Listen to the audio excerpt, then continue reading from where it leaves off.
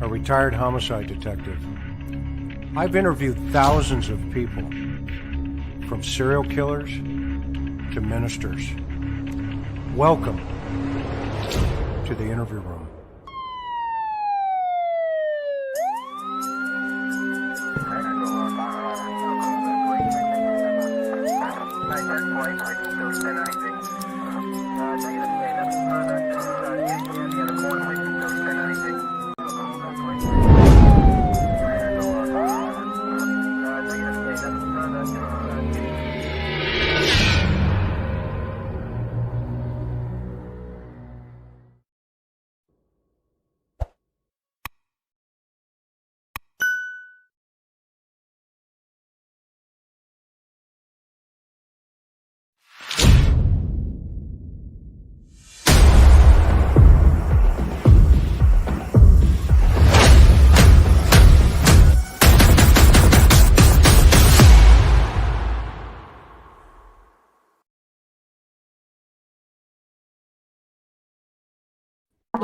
Welcome to the interview room, everybody, on this wonderful Sunday evening.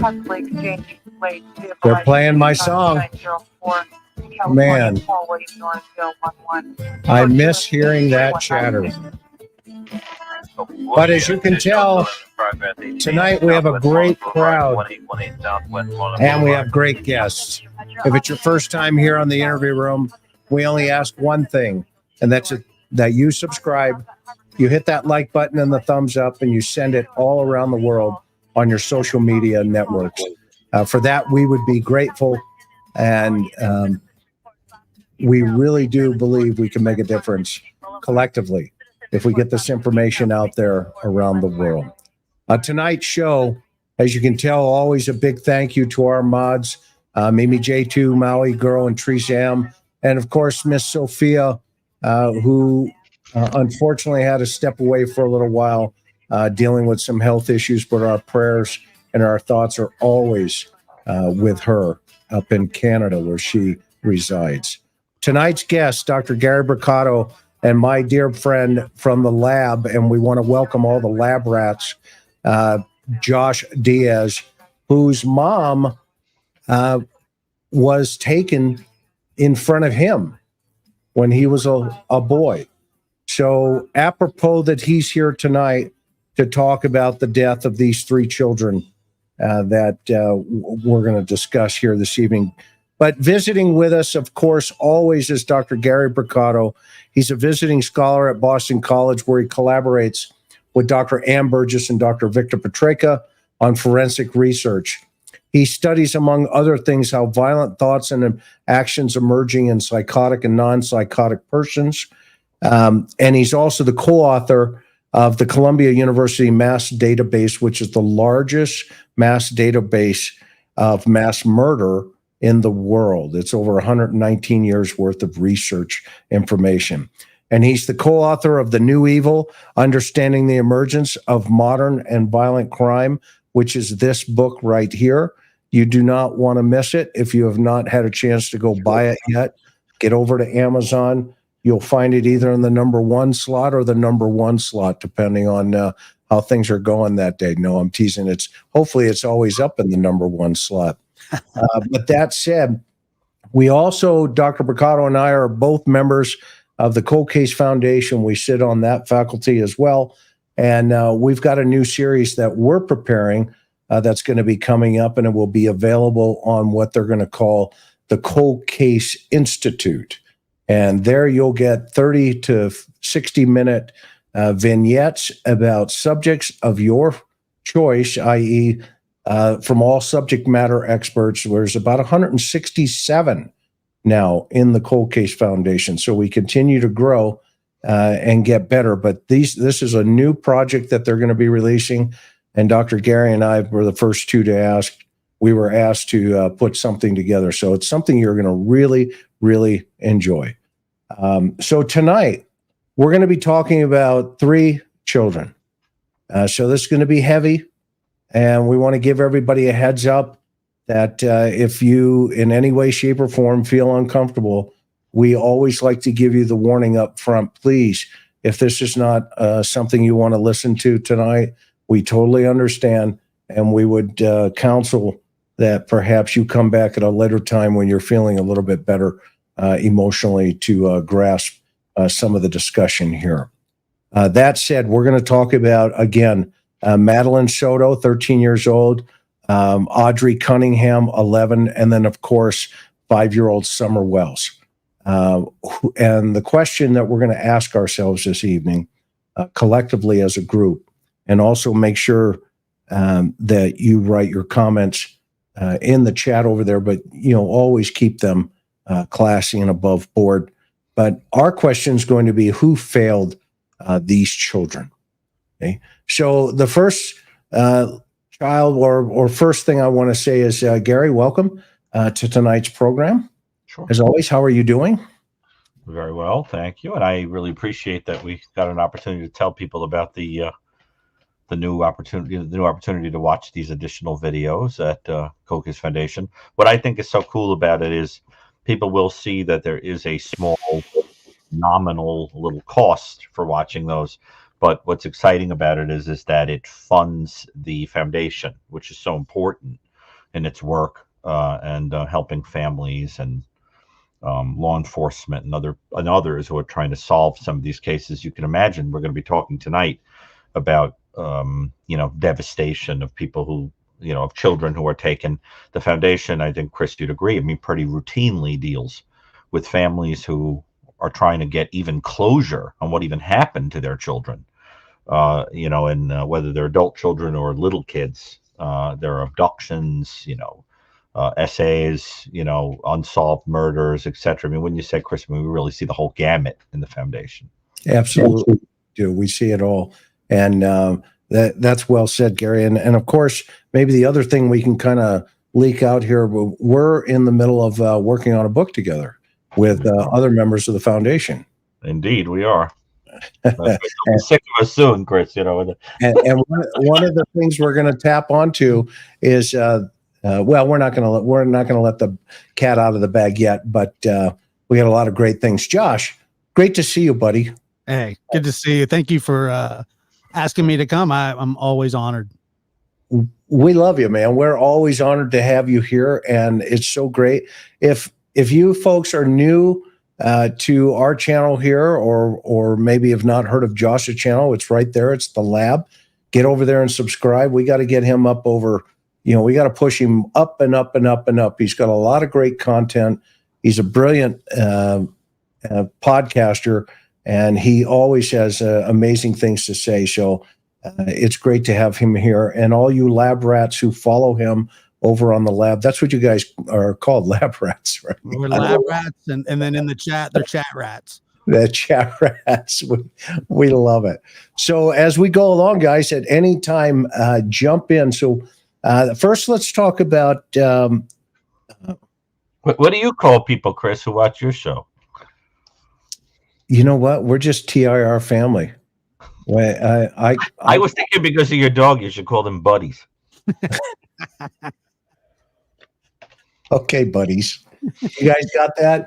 Are you guys with that? Oh my gosh, I love Gary. That is so funny.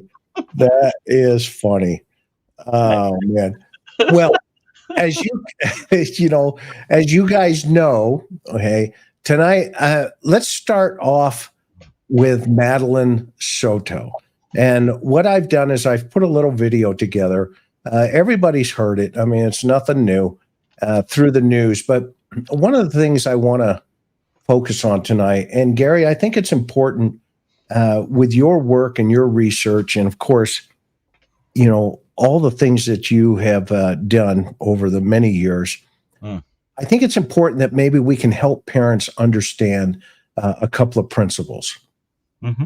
And the first one is obviously, what's the difference between, a groomer, right, versus, somebody that gets up into, obviously your research, you coined it around the world, the elimination murderer.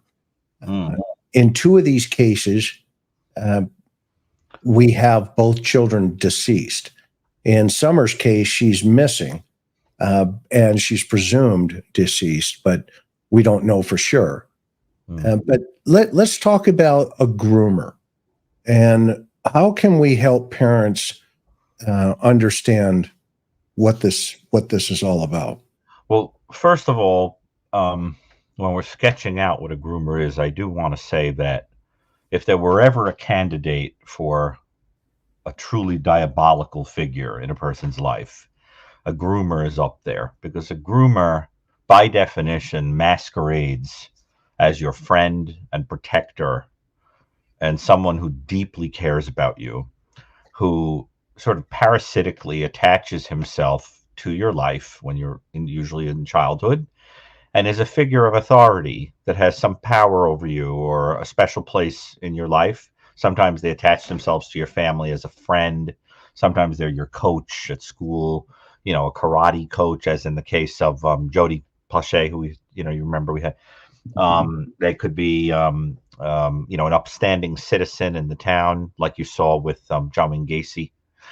And what happens with those individuals is that they gradually, by befriending you and building trust, disintegrate your boundaries and your sense of right and wrong, and build an intimacy with you whereby they can eventually get you to do things that would originally frighten you or be against your moral code, and keep a secret with you behind your parents' back.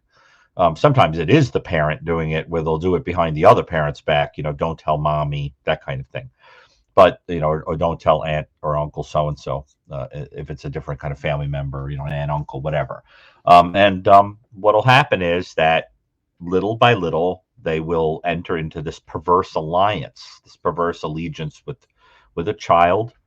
The kid is completely confused because they think that the person loves them and cares about them, maybe even more than the people in their life. The worst kind of groomers are the ones who come in and make you think they're going to save you from a terrible situation you have at home, and they take advantage of you. I once saw someone, and obviously I'll change some details here, but I once saw somebody that I wound up having to hospitalize, and it prevented the tragedy. But there was someone who had come from a very broken home, who had never been loved by anyone, and they were groomed by a man who pretended to be their friend to take them in. And then eventually, after a couple of years, opened his pants and basically said that he wanted this person to perform sexual acts on him. And this person became so devastated that he was having fantasies of going to a public place and committing an atrocity where men were going to be shot in the privates because of this. I am proud to say that I was able to prevent that by getting the person out of the public, and it vanished. But the point is, that only worked because I became a figure that cared about this person for real. But what I'm trying to tell you is that that I really think that kind of figure is deeply hideous and diabolical in quality, because you will always think that they're your pal. That's very different than, let's say, the disorganized, bizarre, schizophrenic or deeply perverse, man who is preying upon children, where he has no social skills to groom, so he just snatches. And those are the kind of people that go by in a car, open the door and pull you in, or grab you from a supermarket, or wait, you're separated from your mother at the mall, and they just pull you by the hand and take you. And we see that that's the kind of offender who supposedly, took Summer Wells, for example, right? Just snatched her out of the house. And we'll have to talk about that. There's a certain type of person who does that. But the key is they don't have social skills. Now, you asked about elimination murder. That's a third type of situation where you can have a person who has groomed a child and taken advantage of them, but they're now afraid that because of marks they've left on the child, or damage to the child physically in some way, which we won't get into, or the child can talk, they're getting old enough, or they figured out that something is wrong, or some adult is asking them, they become afraid that now the jig is up, and they've got to eliminate that witness.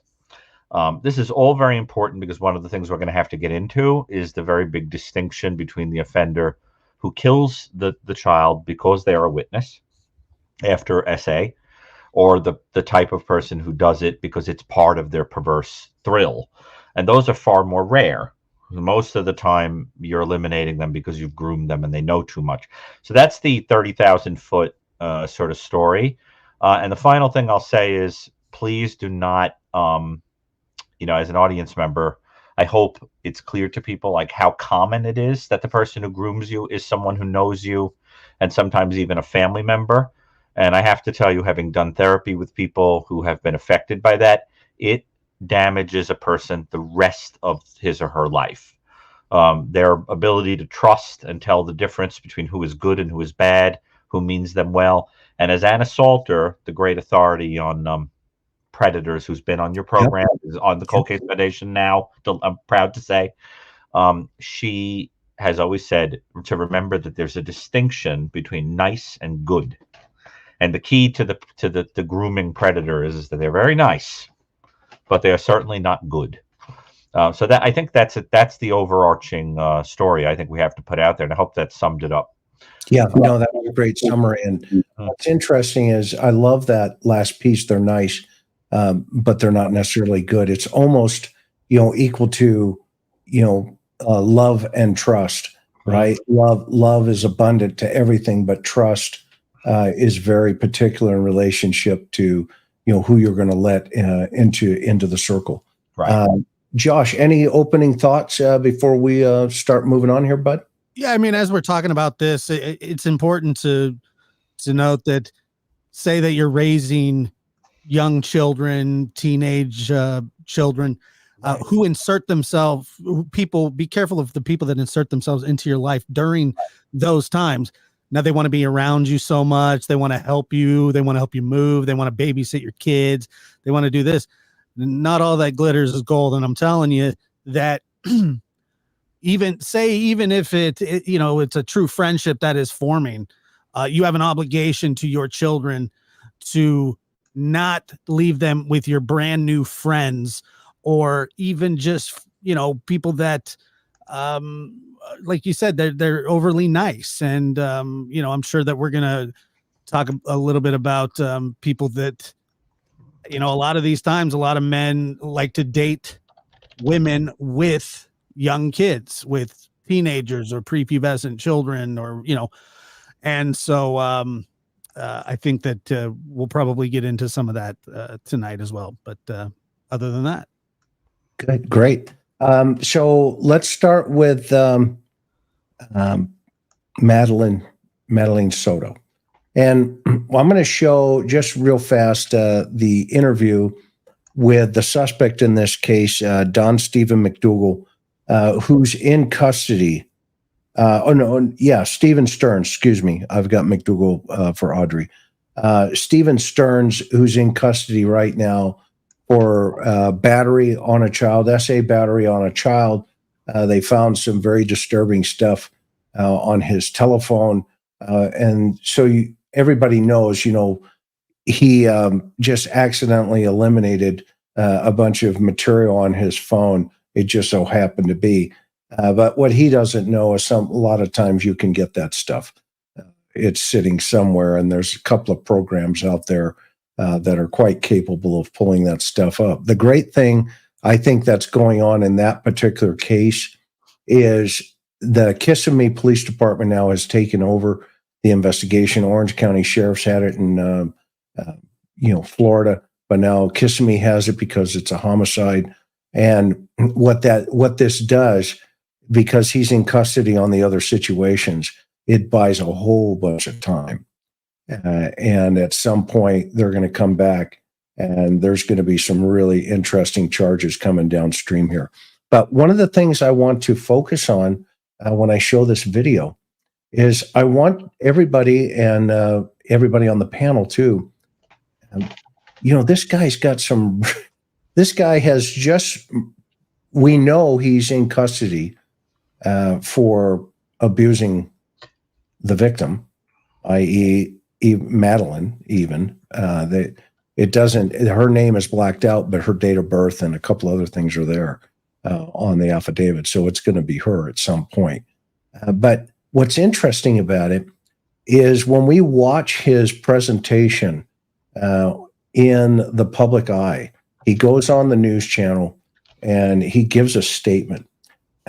Gary, I mean, you know more than anybody. You know, these guys are chameleons and they're so manipulating. Help from a psychological aspect, help the public understand, or our audience understand, how do they do that? How do they get away with believing that they can just sit on a national news channel and talk about, you know, helping, when in fact, you know, they're the suspects? Well, there are subtypes of people like this. I mean, what you're really talking about is a kind of compartmentalization, right? And so the two ways you want to think about that is there is the type that is sort of like the BTK killer talks about, where he uses the term cubing, which is really about knowing that you have these fragments, that you have this secret life, and then sort of psychopathically hiding it and having enough empathy to pretend you care and using it to your advantage, you know, reading people well enough to, you know, but you're really kind of amusing yourself sadistically, that right under their nose you're cheating them or lying to them or whatever. That's one type. And then you get the other type, which is like Al Carlisle used to talk about, where they're more traumatized and dissociated and they don't realize how fragmented they are. But you know, that's very different. I think what you're dealing with in most of these people is that, you know, they go in from the beginning. I mean, sometimes they even seek out a woman who has a young child, as Josh, you were alluding to. We see that in the famous Nabokov book Lolita, where he moves in with a woman whom he marries because when he's being shown the house, he sees the minor daughter sunbathing, I believe, and he gets the idea, I'll marry the mother and then I'll eventually get the kid. And I think, unfortunately, that's a pretty accurate depiction about how some of these guys operate. They can even wait years before they commit the first act with the child. Sometimes they wait, you know, for some psychological reason. Sometimes it has to do with wanting the kid to at least hit puberty. Sometimes it has to do with, you know, when the mother's not in the home, or when they drink or use drugs and it spills over. But something makes them escalate, and then boom, you know, it could be years. And imagine how out of left field it is for the kid who's now considered you a father for a long period of time. You know, it's really, really disturbing stuff. But that happens. So I think that what you want to understand is the compartmentalization that is either intentional or not particularly conscious. But I don't mean that to suggest they're totally unaware. I just think that they shift kind of in and out sometimes without realizing how disturbing it is that they're fragmented in that way. But what I think you're dealing with some of these is, you know, without getting into details, I think it's more like you're basically full of crap and you're playing stupid and you're, you know, and, you know, watching some of these people, I mean, you know, without tears and, you know, kind of looking away from the camera and, you know, and everything about it suggests that it's about trying to get away with something and create a cover story. And that's what I think gets right to the heart of this idea of elimination. Needing the crappy, phony story that you think people are dumb enough to believe, you know, that kind of thing. Which is That's a great theme today. Yes, I think that's going to be a theme of the conversation. It's a great segue into Stephan Sterns. And everybody watch. This is, you know, you've seen it, but really pay attention to when he's talking about the event. He's doing this, okay? And he's doing a lot of, you know, down, blah, blah, blah, wiping things that aren't there, like Gary's talking about. But really pay attention to this. Watch this. Stephan Sterns, Stephan Sterns. All right, so Stephan, you seem very emotional right now. Explain to us. I dropped her off. Everything looked fine when I drove away. It's the last time we saw her. What were the conversations that y'all had in the car when you dropped her off? Not much. She was asleep for most of the way. Told her have a good day at school when she got out. I love her. She said thanks, love you too. That was it. And so where do you think she could possibly be? I mean, this isn't, as I was told, this isn't normal behavior. This is not normal behavior. She's not the type that would just run off. We don't know where she can be. We're scared. Now, what's fascinating about this is And the Oscar goes to. exactly where he uses a lot of we're, but they empower a circle around them as if, everybody's into this and we're all helping here. Josh, what was your first impression when you saw that one? Well, the fact that it's like Chris Watts type situation. I mean, they stand there in front of a camera.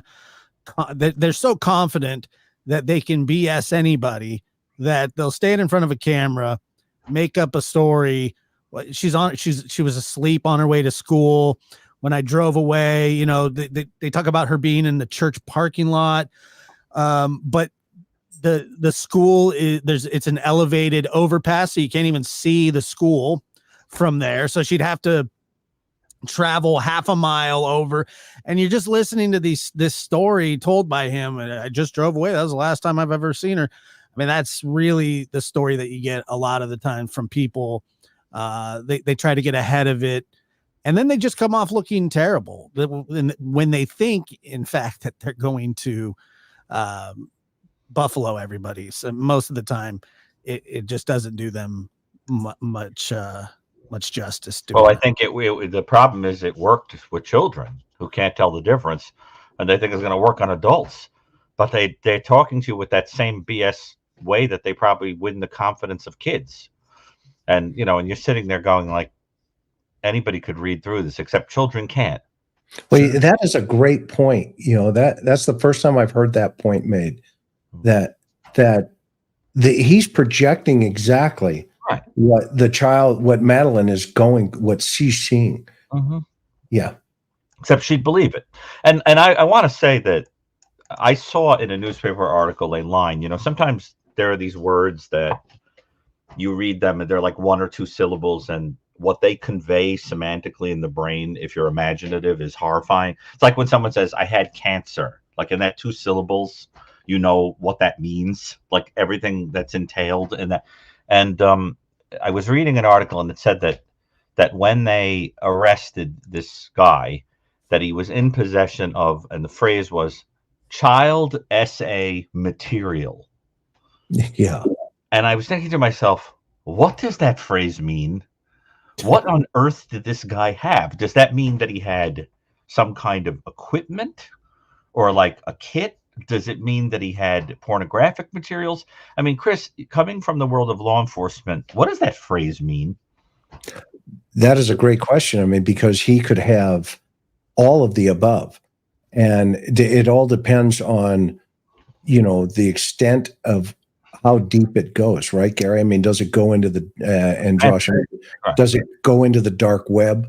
Is it things that, he utilizes, for the, torture of children? I mean, these guys, as you know, more than anybody, I mean, these are some really sick puppies, yet they project this. I saw somebody in the chat that said he worked at Disneyland. I don't know if that's true or not. Has that been confirmed that he did? Yeah. I mean, look at the environment he chose there. I mean, to get around children, right? And that in of itself, these guys can only think in one dimension, right, Dr. Brucato? I mean, right. That is their whole life. They are looking for victimology after victim, after victim, after victim. It will not surprise, I don't think, anybody on this particular panel here, that when they go back and they look at this guy's history, to Dr. Brucato's question, they may have an extensive amount of, CP on that particular phone and those devices, because, this guy was skilled at bringing the family in and, getting them close. I want to show you this one part here where he wipes his eyes. It's just so, in my opinion, just so telling. Right. And it's 2 years, Chris. They think he was abusing that kid for 2 years. For 2 years, yeah. Yeah, I mean, right. Why do you have to eliminate her all of a sudden? I'm intentionally using the word eliminate there. You've either escalated, things went too far in what you were doing, and the child died, or you have to get rid of them because now they're going to talk, or Yeah, they've that's what I discovered. was. That's what I was going to ask you. Is, I mean, could it be like, you know, as she's getting, I want this to stop. I want this to stop. And Or it could be, or you've escalated to the point that now you're doing something that could kill the child. But Chris, let's see the video. And sorry to jump in with that. It's just that I No, want to make sure that the audience understood that this is not some guy, you know, who looks like he has a fabulous background, sterling background, that they're claiming this. We're talking about somebody where they think there's been 2 years of being the boyfriend of the child's mother. And that this obviously, you know, that leads to another question. Was it completely hidden? Right. I hope so. But we have to talk about that. You know, I mean, how much does the mother, do we know anything about if the mother knew? Well, right now she's not a suspect, but Good. she, you know, there is information that they're following up on. But at this point, she's not listed as anybody, you know. she's made some very inconsistent statements, but other than that, Hideous. This whole story is hideous. That poor kid. Dear let's God. finish. Let's check this out. Yeah. Watch this. Are you, in a sense, blaming yourself? It's hard not to. Why? I dropped her off early. I could have waited longer. She looked okay. She was walking towards the school when I saw her. It was like any other day, so I went on with my day. It's hard not to blame myself. What has the conversation been with Jen since? She's been a lot stronger than me. She's been holding it together really well, but it just keeps coming. I mean, complete transfer of behavior there, right? I mean, he's just pushing everything off to the side. Yeah, you know, I can't blame myself. You know, I dropped her off, yada yada, and it goes over here. But class, being a good guy. You know, I did the right thing. You know, that's just me. Yeah, I'm the good guy. could have waited longer. Yeah. She is. We don't know if she's safe. That's the one. Anybody see any tears there? I mean, even before that, I mean, this is classic. This is classic. I mean, I used to love sitting in the interview room. You know, I have to go visit a guy tomorrow who's in custody, and this is going to be the similar type of situation. And anyway, when you look at this, I mean, does anybody see any emotion, an emotional response there, or feel one? I mean, if you're talking about something like this and it's true, the people listening to you are moved. They'll feel it. You know, I mean, Chris, you know this phenomenon. Someone talks about, you know, we see it all the time. They talk about my child was killed. I lost my, you know, and the emotion is so palpable that you, as the professional, have to hold in, you know, even a tear sometimes because it's so moving. Yeah. And this, you're listening to it and it feels like someone reading a script badly. There's no, I feel nothing listening to this. I mean, do either of you? I mean, this sounds sham to me. No, and usually when somebody's like actually crying and they have tears going, they're not like making a spectacle out of wiping the tears. You know, it's kind of actually a subtle thing. And they're like, but I mean, he's putting on a performance is what he's doing. You said the Oscar goes to, I wouldn't even nominate the guy personally. Which is the Oscars tonight, by the way. That's the idea. Yeah. Good point. Yeah. Hideous. Yeah, it's really hideous. And he doesn't even look at you. No, none. And his thought, what he's thinking, right? He's thinking ahead of the interviewer. He's thinking ahead of the interviewer by looking down and away, down to the right. Right. We're just scared. We just want her home. Have you, like, literally put boots on the ground, went out? Yeah, I even went out with the cops. Yeah, the volunteer, right, Gary? Yeah, right. The volunteer. Who else has volunteered? Anybody? Do we know? Where I had Ted Bundy was volunteer, Chris. Yeah, Ted. Good point. Good point. We looked all up and down the road, all along communities, and there was nothing helpful. None of the cameras were pointing the street. Nothing, which in 2024 was surprising. Oops, I got away with that piece. You know, well, what's fascinating about this is he knows on his phone what's there.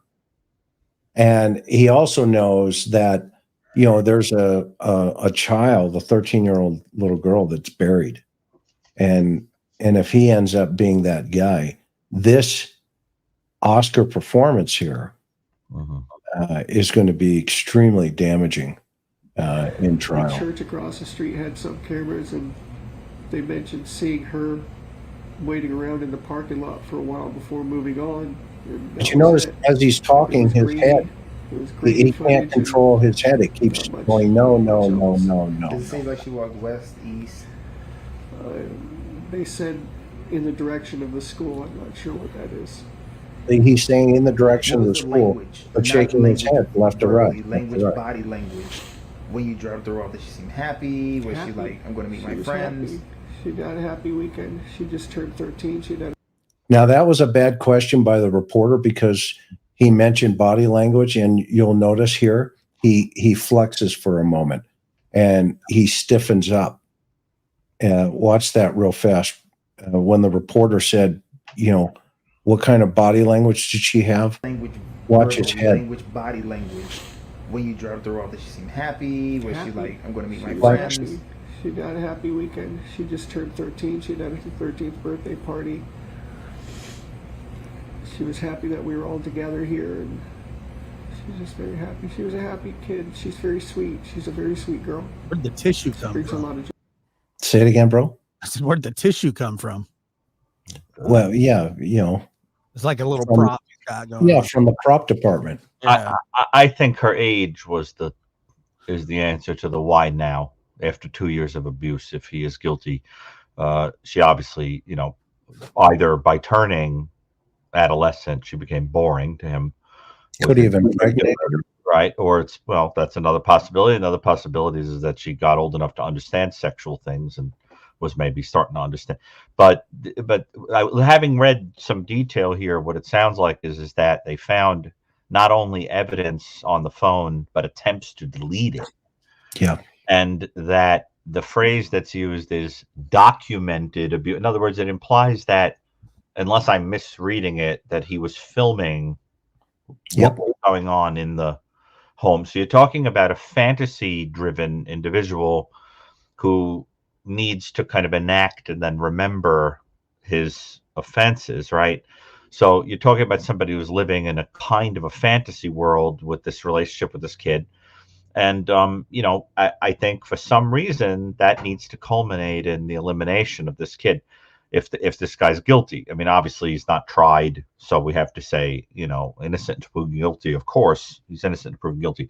But I just think that, Chris, we have to understand that this is a guy who would have a perverse fantasy life that wouldn't go away. In other words, if this person did not come to the attention of law enforcement, that's the kind of person who would probably continue on a trajectory, and potentially somebody who now has a taste of also killing. So it's going to be very interesting to see what happens with this person. There were a lot of very stupid, amateurish things there that do suggest this is not somebody doing this for the second time or the third time or the fourth time.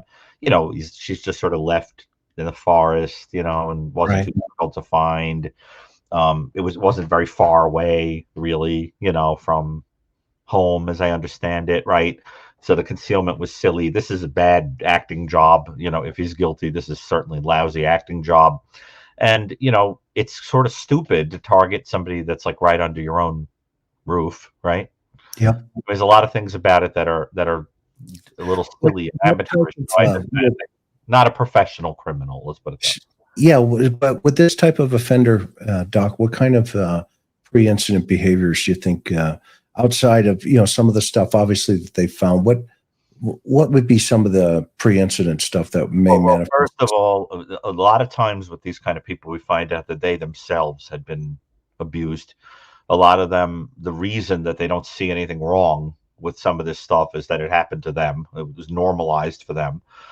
Sometimes what we see is that the individual just has this kind of aberrant, bizarre fantasy world where they like dominating or controlling children. That is something, for example, that I strongly suspect in the Hoyerman case, because Hoyerman chooses these women that are very tiny, like 4'10", 4'11", I think that's somebody who expresses a need for domination control through people that look like children, let's put it that way. And we know that he was into perverse child stuff in terms of what he was looking at on the internet. Right. And I think, you and I, Chris, have also raised the question of what was going on with the daughter, right? That's something we have to think about. But Yep. but I think so there's that type. And I think that the pre-incident stuff, you would certainly see a lot of porn, I would imagine, probably dark web, really illegal kind of stuff that he would have been looking at and saving. He's not particularly imaginative or good at hiding things. I mean, stupid attempts at deletion.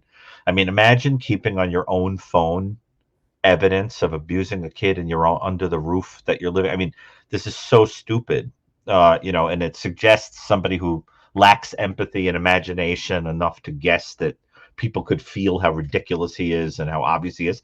So I think the pre-incident stuff would be getting more and more sucked into a fantasy world and getting aroused by probably increasingly violent forms of behavior with this kid to play out fantasy. And I wonder if she didn't die because he got a little too rough. Yeah, it won't surprise you. Yeah. Will it surprise you if it's we don't know because the autopsy results aren't back yet, but I don't think it will surprise me if it's an autoerotic. No, not at all, because a lot of these guys who spill over into killing, it's either eliminating someone because they're no longer attractive to you in terms of your fantasy, or they can talk, or it's that the other kind where it's part of the perversion that there's a kind of torture or abuse and it goes too far and there's asphyxiation or some other kind of thing. It's horrifying. I've also seen cases, I'm sure you have, where the death happens because the child's drugged to have complete control over them. There is no, let me put it to you this way. There is no scenario here that is not one of the worst things you can imagine. I mean, that's the thing. And I think it's very important to pause a minute and ask, to say to families, like, what are the signs you should be looking for, right? Well, one of the most obvious is a kid who doesn't want to be alone with a certain person. That's a biggie. Another one is the kid who feels comfortable talking about topics that kids are not supposed to know about or doesn't get horrified by, right? So the kid who starts talking about having been exposed to pornography when they're 8 years old, you start wondering, where'd you see that? Why do you know about that? And this is why it's really, I love where you're going here, but I think it's really important also for us to have social boundaries as families, right? Yes, those, because as Josh was saying earlier. Yes, there's just so much of that stuff out there, and it's permeating, our daily thought process at times. I mean, Josh, finish your thought. What you said earlier about, what you were thinking in relationship to social norms, et cetera, because this guy's feeding off of that stuff, and they take the vulnerability of a child who may have been exposed to some inappropriate materials. Yeah. And it's like Lego blocks, and they just put their sick puppy behavior on top of that. And sometimes these are the results. Go ahead. So about, I think it was about 2017, 2018. See, I had coached my kids in league recreation basketball, and I got a phone call from the city asking me if I would like to coach a 7th and 8th grade girls basketball team. I said, I don't know how I really feel about that. I don't have any kids on the team. It would feel maybe a bit awkward to me. And he said, well, we have a mother who wants to coach a team. She's never coached the team before. She's never coached a basketball team before. She needs help. I said, I'm willing to do that as long as there's an intermediary where I don't want to contact the kids for basketball practice. I don't want to give rides. I don't want to do any of those kinds of things. I don't want other than show up, coach, help. There's no hugs. There's no, anything like that. And I made that clear at the very first meeting, the practice with the parents and the children.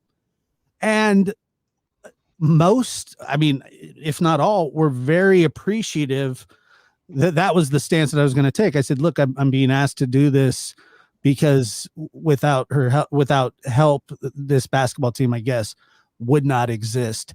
And it went off without a hitch. And I think that people really appreciated those boundaries that I set up immediately, because it's just, at first the thought of it just didn't really sit right with me, but I figured, well, maybe with the correct boundaries, it could work. And it did.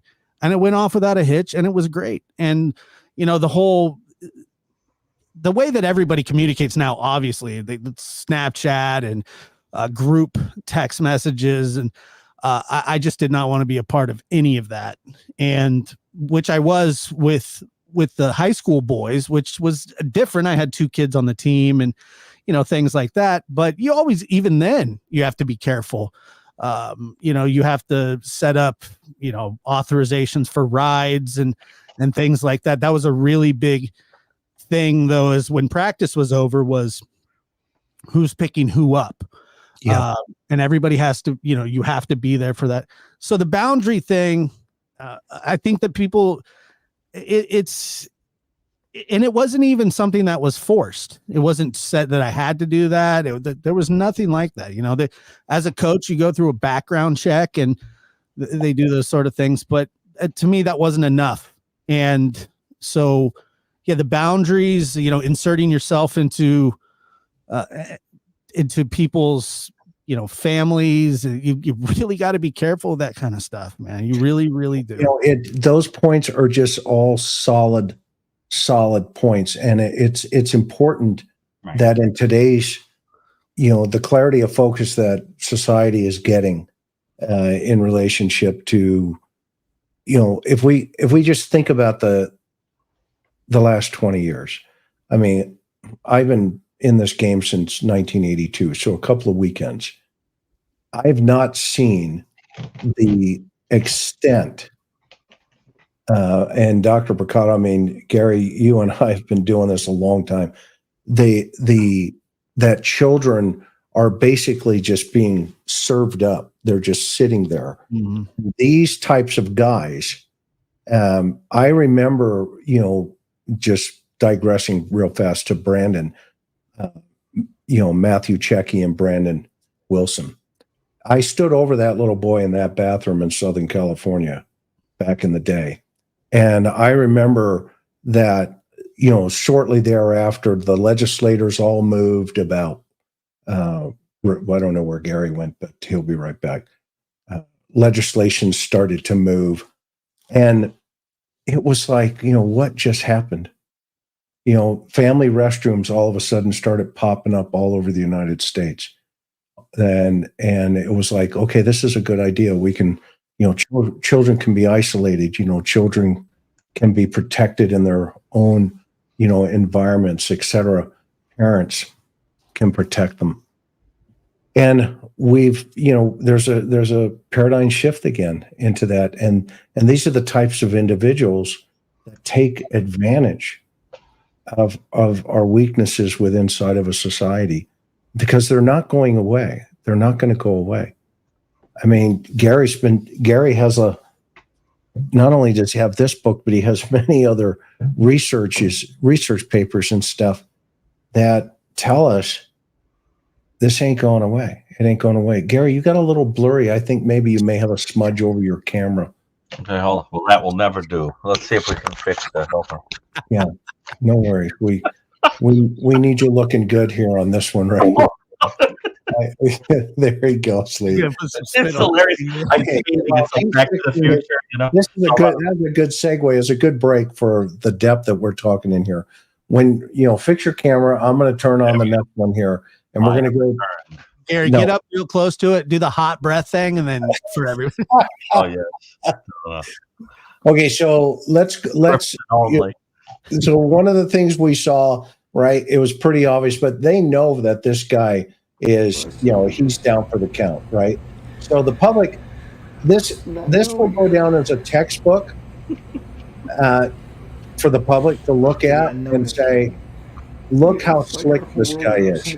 Okay, and I'm going to jump forward now a little bit. It's a living nightmare. he hasn't missed a They beat through the started show. off like any other. Okay. And I just want to wake up. Those are crocodile Hit with tears, waves of right? the reality just setting in. I don't even see the tears. As soon as it No, got they're dark not there. last night, we started falling apart because we knew it wasn't going to come to an end. And now we're going on 24 hours and still nothing. Just conflicting reports here and there. People say they see this or that. None of it's conclusive and none of it's helpful. We just want a baby girl back. Now, a lot of this emotion, you guys tell me what you think, but in my experience has showed me that a lot of this emotion is the emotion of, oh crap, they're getting close.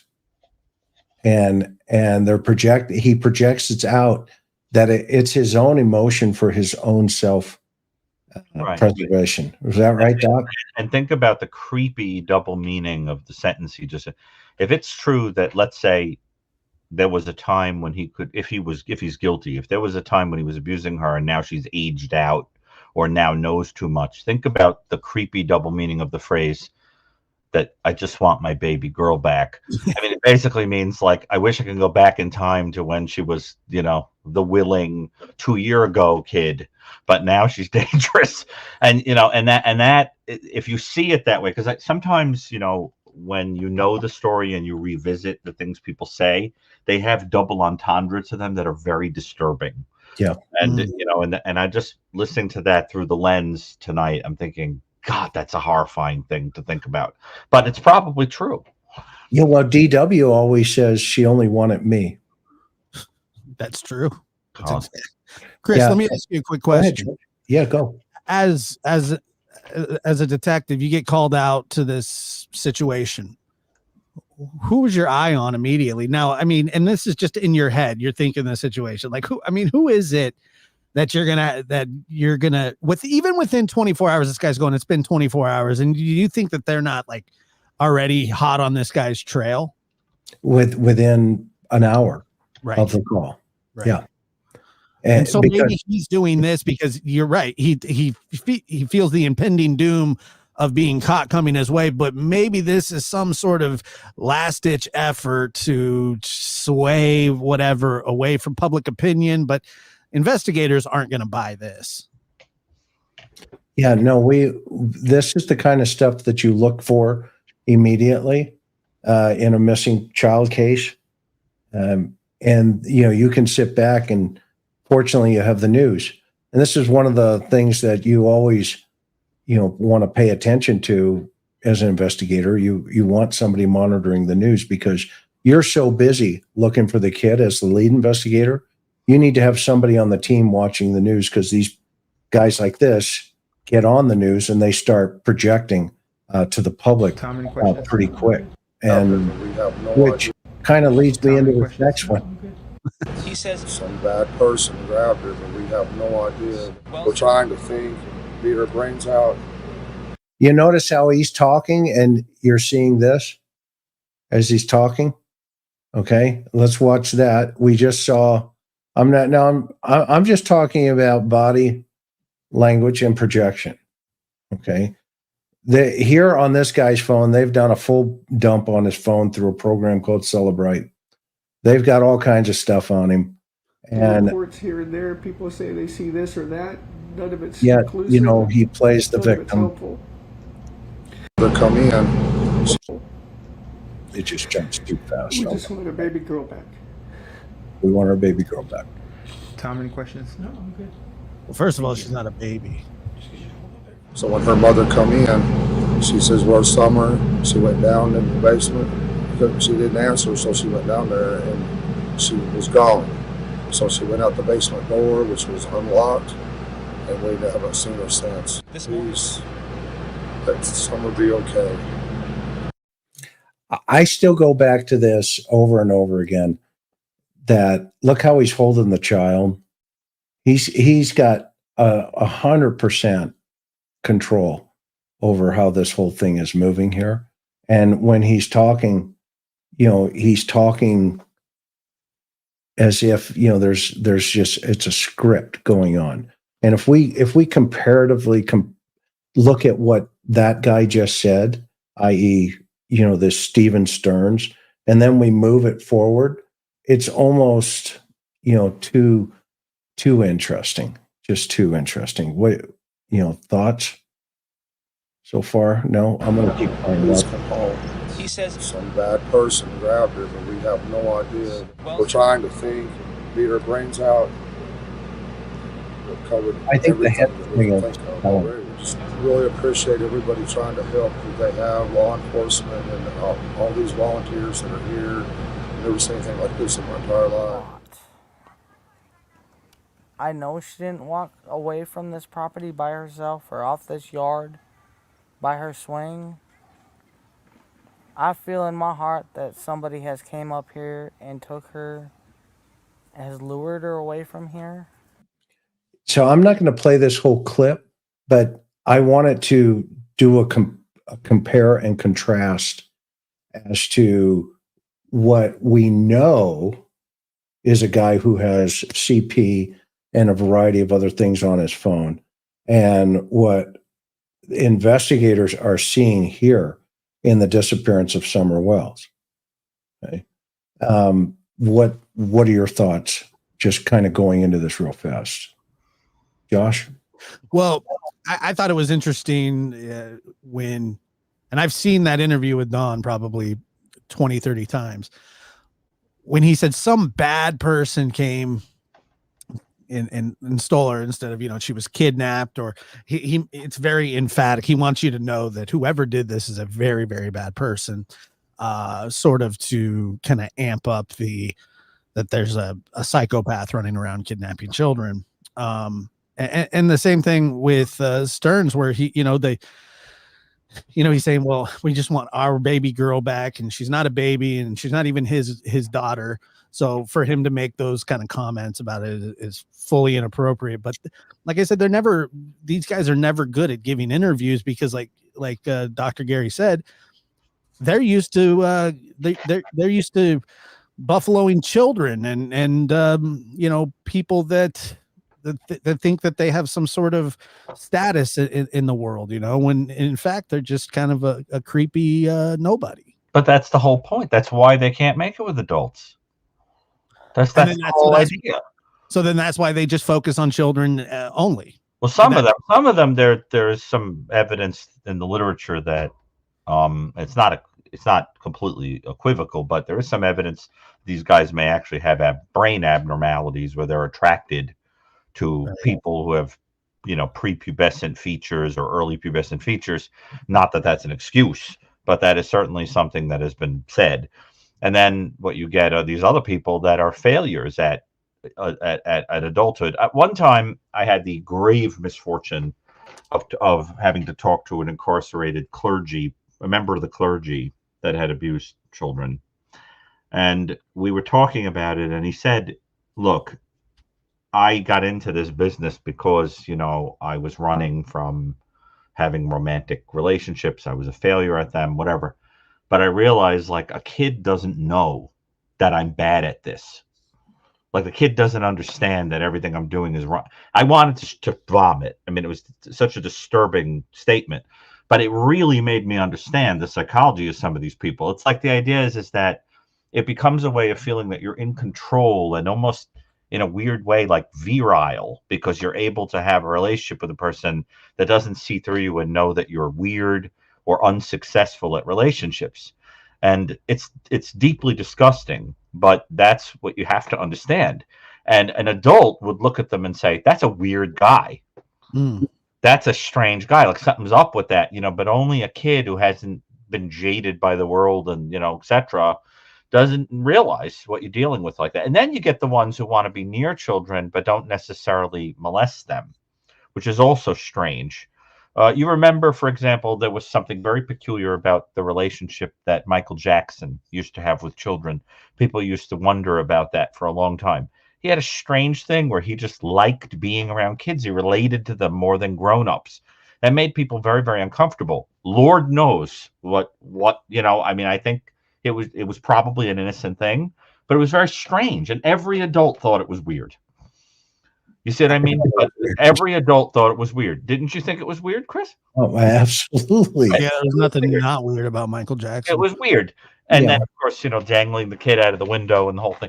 But I guess what I'm getting at is that there is that type where there's just this weird relating to kids more than adults, but it's like innocent. And then there's the type that it goes over into actually thinking you're having a relationship that in your mind makes you feel powerful and in control, like and you're missing the point that this is a little kid.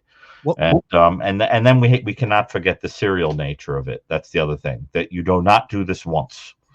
If this guy is guilty, this was just an entree into, and Chris, based on his age, I mean, would you be surprised if there were priors? No, he's going to have probably 20, 40, maybe 50 plus cases. Really disturbing stuff. For some of these guys, it's an entree to adult victims. For example, Richard Ramirez, the Night Stalker, they recently found through DNA evidence that he had spent quite a long time assaulting kids before he started killing adults and everyone else. Yeah, a lot of people don't know that. Right. That was pretty recently but he had started out targeting kids. The first suspected victim was a little Chinese girl that was found basically in the basement of a hotel, I think. So some of them start that way. I think BTK was originally interested in children. Look at the Otero case. Yeah. It was special focus on the minors, and the adults almost seemed to be there to conceal it. That it was about. So I think for some of them, it's an entree into more and more horrible things and things involving adults. But I just think we have to put out there like how risky it is to welcome, the nice guy in the neighborhood in and let them be alone with the kid. I just think it's better to err on the side of caution and always be supervising that and paying very careful attention to the kid's behavior when they're around that person, and especially to pay attention to that breaking down of boundaries. When we had Jody Plauché on, one of the things we learned from Jody Plauché was all the incredibly clever games that his abuser created that would allow for touch. Like, I'm going to teach you to drive a car. And the idea was to have Jody sitting on his lap and moving the steering wheel back and forth. So that was a way of experiencing friction that aroused him. Things like that. So you're also, you have to kind of imagine that the person is using all these seemingly innocent mechanisms and perverting them repeatedly. And you want to pay attention to that too. The kid that, now I'll give you one other thing that I've learned from experience that it's disturbing, but I'm going to try to say it in a non-disturbing way. You want to pay attention to behaviors in a child that are sexualized like this. Like, for example, I saw a case once of I'm going to change this a little bit for privacy, but it was a little kid who got in some trouble for putting an object into a dog rectally. And the parents, of course, couldn't understand where the child would learn such a thing, except that it turned out that the kid was being abused by the father. So that you want to pay attention to that stuff. And it's horrifying, but it's worth mentioning it to put it out there for people. And then, of course, Chris, I think you'd agree, to look for marks. And this is what scares me about some of this, I'm not going to go social issues here, but this is what, right. But you know what I mean? What scares me about this, we're lowering, we're putting information out to children today that is going to mask and actually probably be utilized by the sadistic problem here. Like normalizing, you mean normalizing this over, whatever we want to call it. I want to be careful with YouTube, but at the same time, I think we are all coming to this realization that, wait a minute, what is going on here? Because things like that back in the day, Gary, those were huge red flags. Huge red flags. I would submit to you today that some children are seeing stuff in libraries and public places where they're going into libraries and these books are available and they're going, what in the world is this? Okay. And you and I both know that that offender is going to utilize that as a tool to their advantage in the deviant behavior. Yes. I think it's coming. Right. You know, it reminds you of the Garden of Eden story and the idea of the seduction being, you'll know things you're not supposed to know. You know, I'm going to let you in on the secret, right? You're going to know the secrets of adulthood and godhood. Let me tell you the secrets of life, right? And that's the whole idea, that these people, they're reminiscent of that walking serpent that it says, you know, with the arms and legs, which always weirded me out, but it's got arms and legs, and it's seducing them by basically making them believe that something's being kept from them, and let you in on, and you form that perverse alliance, that secret. And that's the thing that's so creepy about this, is that construct of secrets, because secrets are used by healthy people to create intimacy.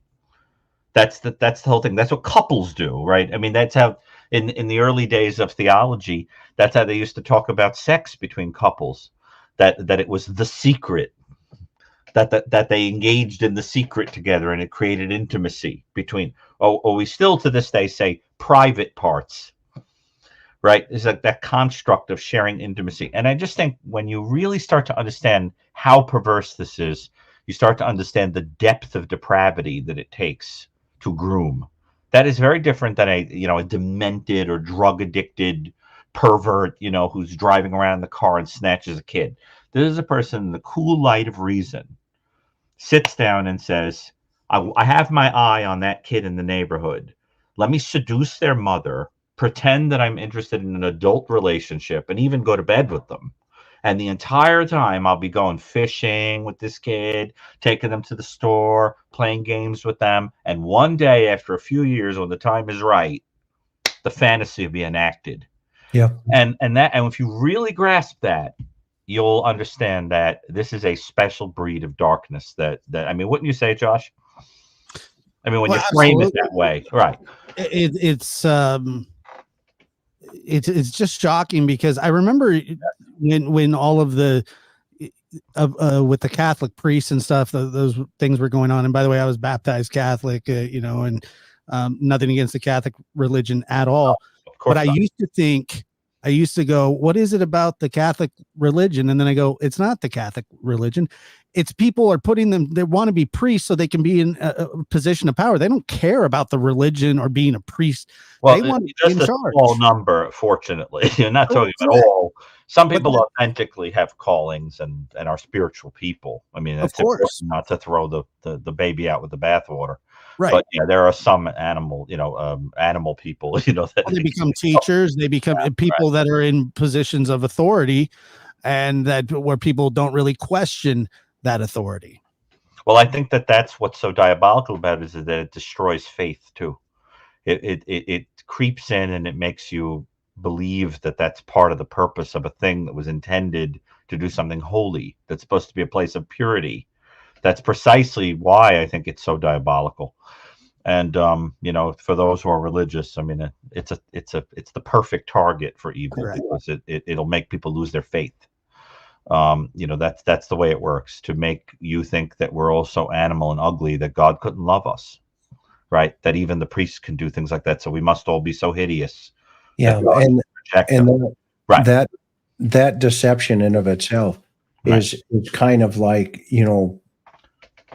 are we as professionals who have, I've studied this stuff, you've studied this stuff forever, Gary, are we doing enough to, raise the flag of saying, look, this is going to the next level? I mean, in Kentucky right now, there are legislators there who are talking about, giving dolls to, RSOs to make them. I couldn't deal with that. Yeah.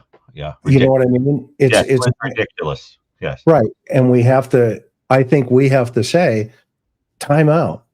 Okay. Because there's no difference than if you put a set of goggles on and go into this virtual reality as an avatar and women who will become victimized, and victimization to that, that is the equivalent to handing these people, objects to work through their fantasies. Okay.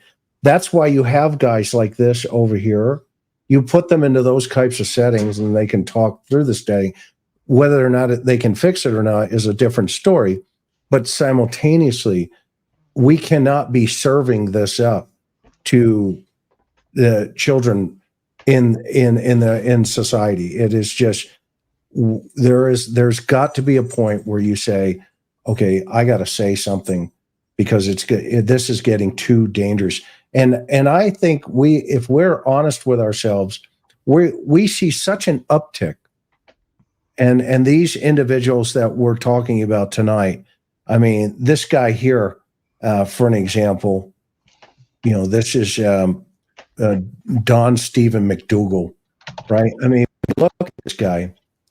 This guy's on the property of Audrey Cunningham.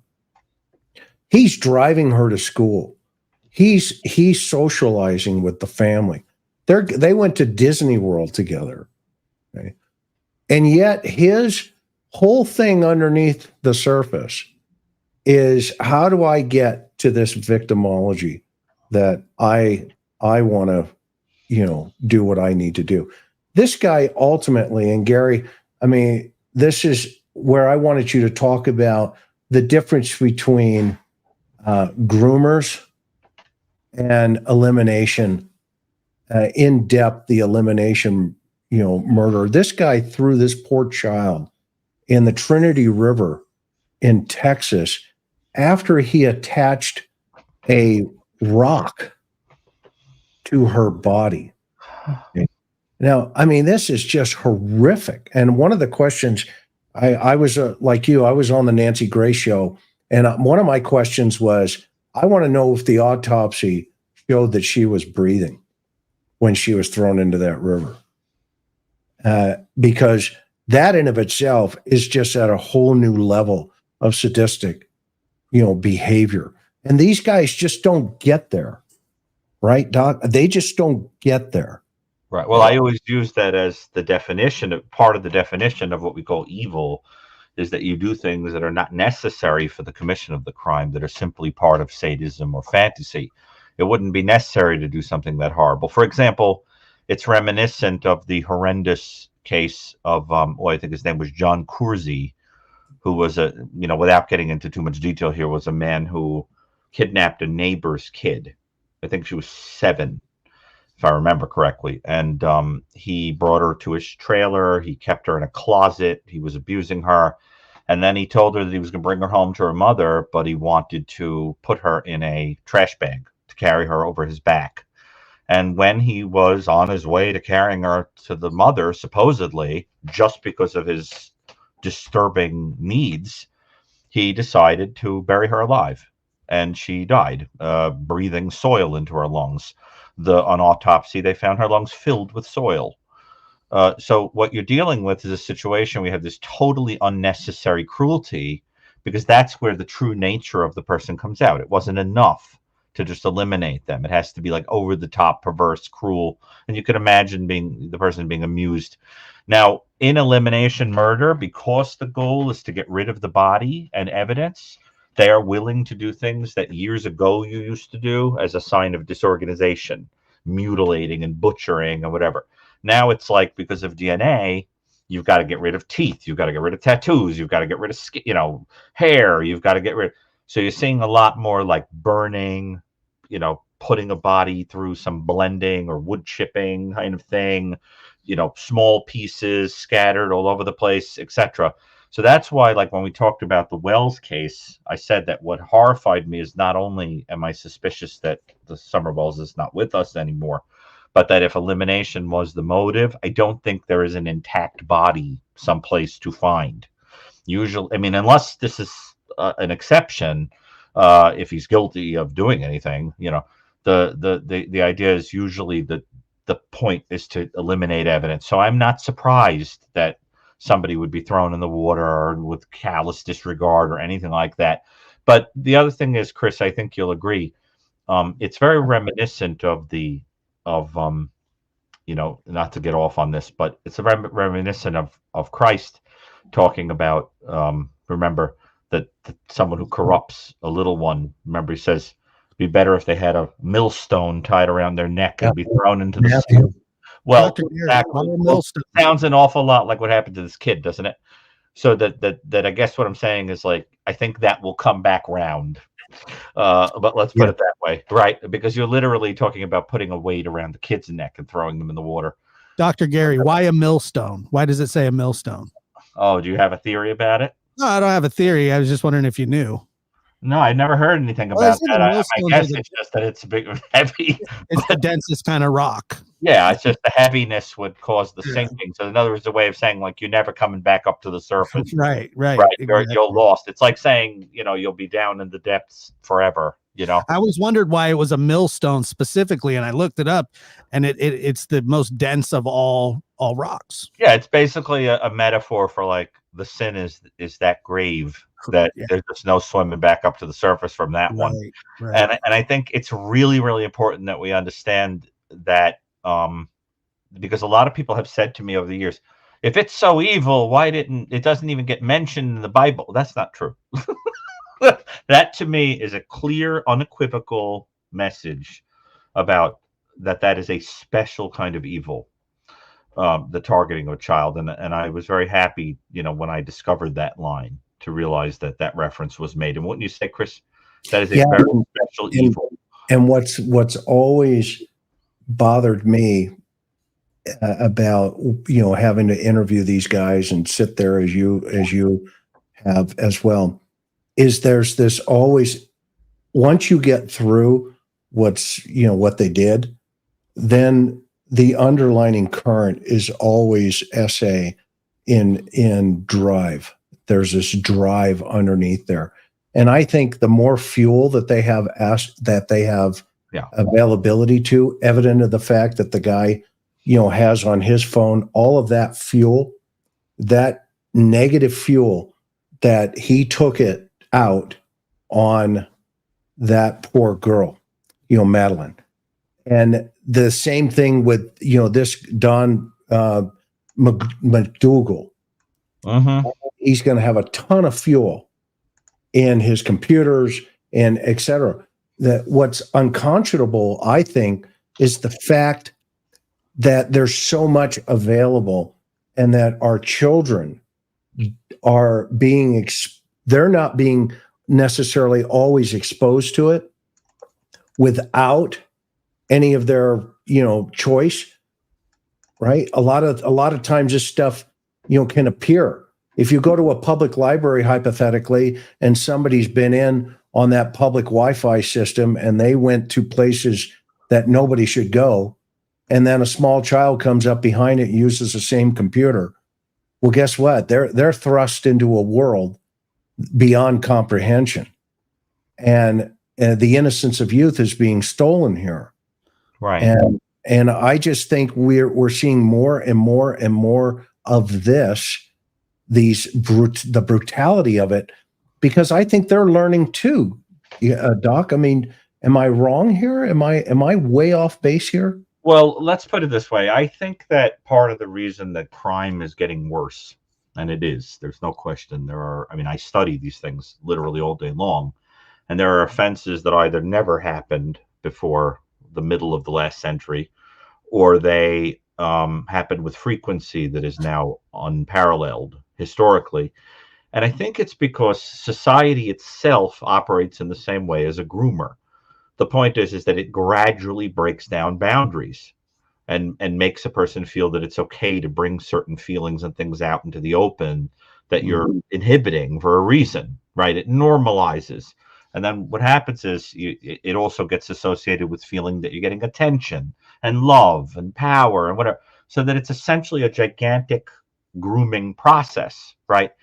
And we're all walking around, kind of gradually being having our boundaries broken down, and that's how you want to understand it. Incidentally, this McDougal guy, correct me if I'm wrong, but I seem to remember from reports that there was an incident about a year prior to this incident where it was something like, the accusation is he was at a party and he like got into bed with a 10-year-old and tried to take her pants off.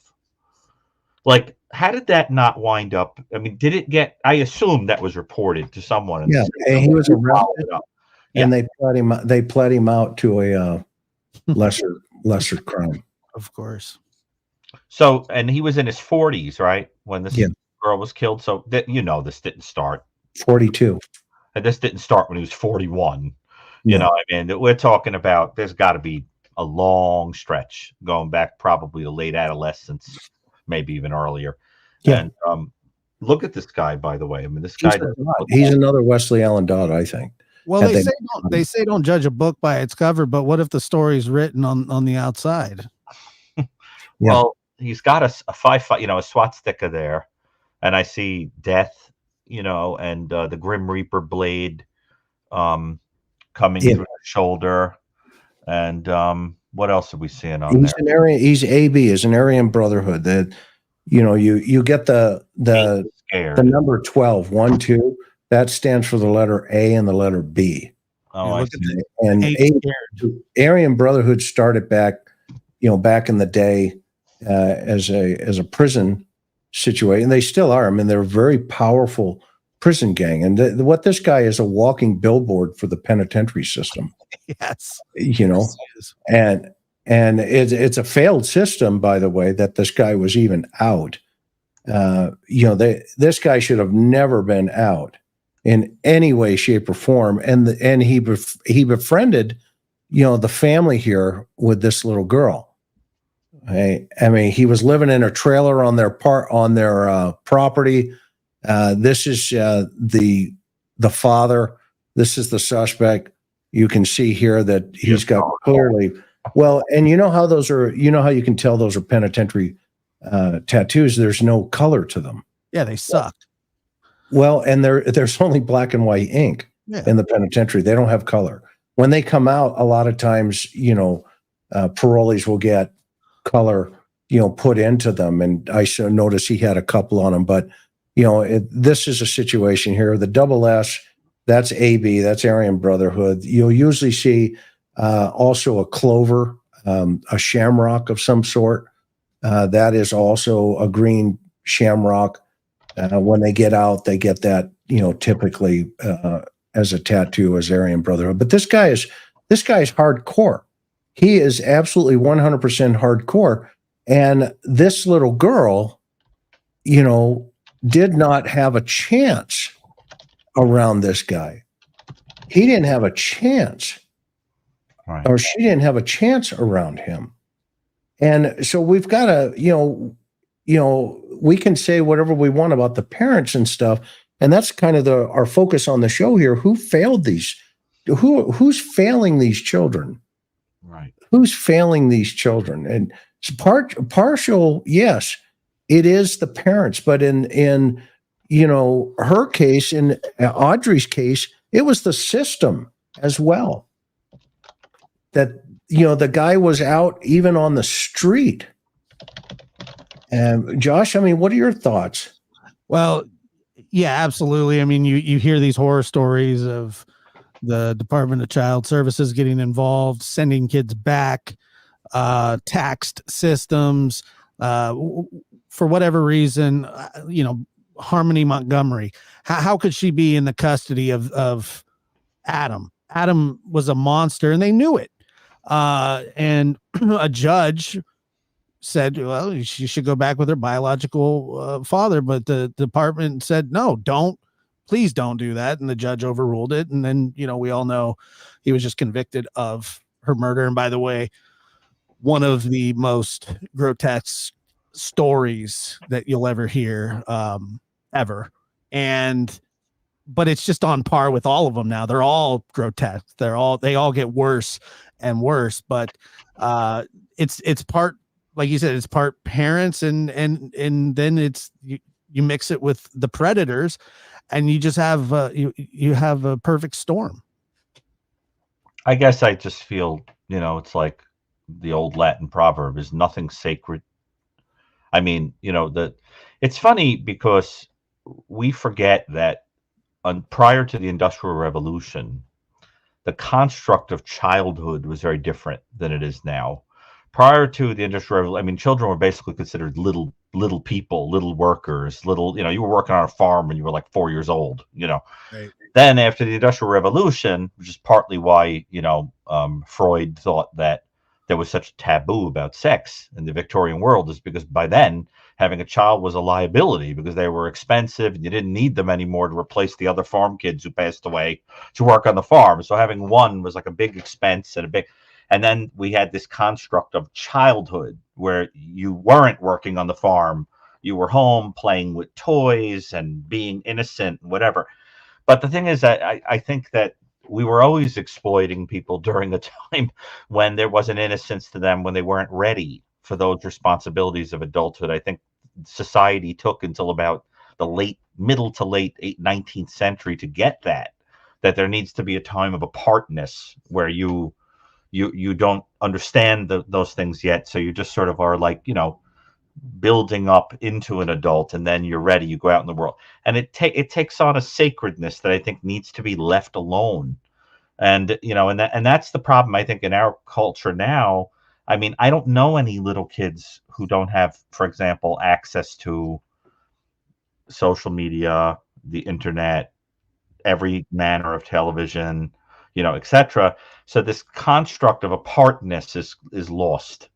And what you're bombarded with from the time you're a very little kid is, half naked people kind of dancing, showing you what a body is supposedly supposed to look like, a desensitization to violence and sex, etc. Wouldn't you say, Chris, that there is a bombardment of the sensory and the sexual, even from a young age, which I think perverts a lot of that.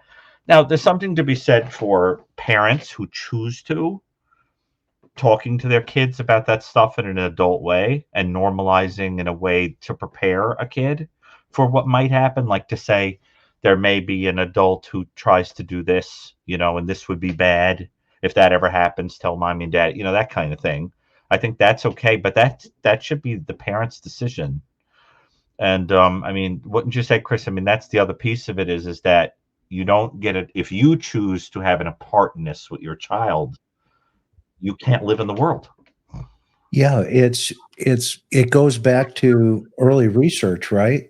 I mean, it goes back to, even in 93, when the internet really started to show up, there was always this, this predictive analysis in relationship to who's really going to come out of the woodwork here. And remember, as kids, and even as early as 20 years ago, 10, 20 years ago, remember that guy that society used to talk about with the trench coat? Yes, right. The archetype of the guy that opens. Right. So here's a question to the chat. When was the last time society talked about that guy? We've outgrown him, and he has disappeared. That guy has disappeared because what he has done is he has merged the flasher. Exactly. Micro Kimmy. The flasher has merged into the internet. He has become invisible, but he's flashing every one of your children. He's not gone away. We just don't see him, right now. We don't see him. And when we see things like this with these children, okay, Wesley Allen Dodd was a flasher. He started as a flasher, right, Doc? He would ride the guy's name without getting nauseated. Yeah, I know. He would ride his bike and he would flash kids. Okay. And then ultimately we know that he became a serial child killer. He was horrendous. But these are the kind of guys that when Dr. Brucato talks about, not only in his book, but when we talk about these guys and we see these kind of cases, for us, we think, what's next? What is next? What's coming next?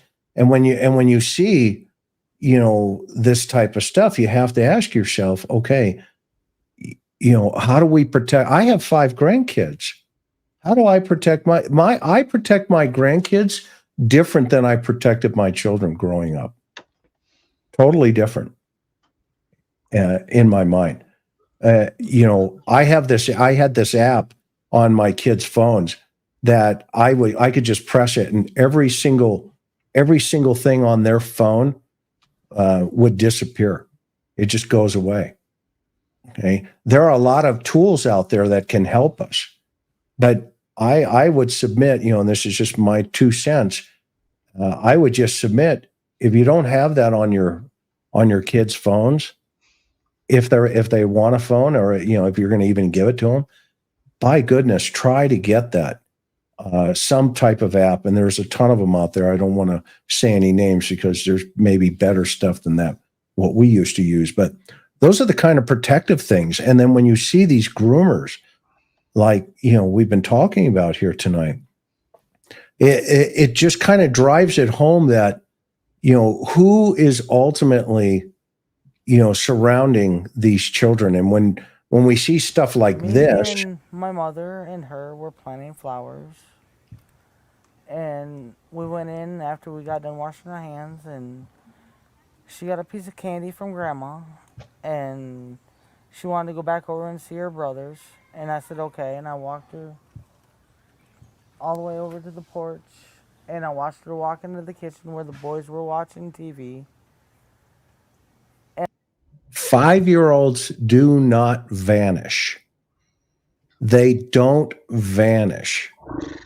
Right, Gary? Right? And Josh, right? I mean, the reason we talk about this particular case so often is because there has been a 5-year-old that has vanished. And if we look at this, even though it's frozen in time, and we were to do a comparative analysis back to the other one, okay, I don't know. I mean, there's just some things in here that you just go, wait a minute, what the heck is going on my here? heart like she has, because I try to guard my heart as much as I can, but she holds my heart in her little hands, and I love her with all my heart. I'd do anything to have her back. Little girl. Now, what's interesting about that, he's talking about love and he's shaking his head no. Is that any different than what we just watched with that first guy? I don't know. In my opinion, I just think it's really If you can find interesting. it in your heart to please release her somehow. I don't know how you might do that. I mean, 'cause you're probably scared of going to prison for the rest of your life and everything else, I'm sure. But please find it in your heart, have mercy, and No, I think he's find scared a of way going of to prison letting for the rest. I her mean, that's go. a little bit of projection. Say it again, Josh. I mean, I thought that was weird to say, well, you know, you're probably scared of going to prison for the rest of your life. It's like, well, who cares? You know, I mean, who's really scared of going to prison the rest of their life? And I just thought that was weird. Yeah. Let's We watch can get her back. The some of boys the would be other. inside, and we'd be like, "Where's Summer? Why'd you leave her out there alone?" He's just, You know, he go parroted get Summer the now. exact You know, same and that's story happened the over mom and had over again. parroted. You know, and But I hope that they find her too. I'm trying to keep my prayers up. And Asked him about trouble. I love this one. Fired up. I can't. Watch her head, sometimes her bobbling. I lose hope, Lose it. and I think He's well, lost hope.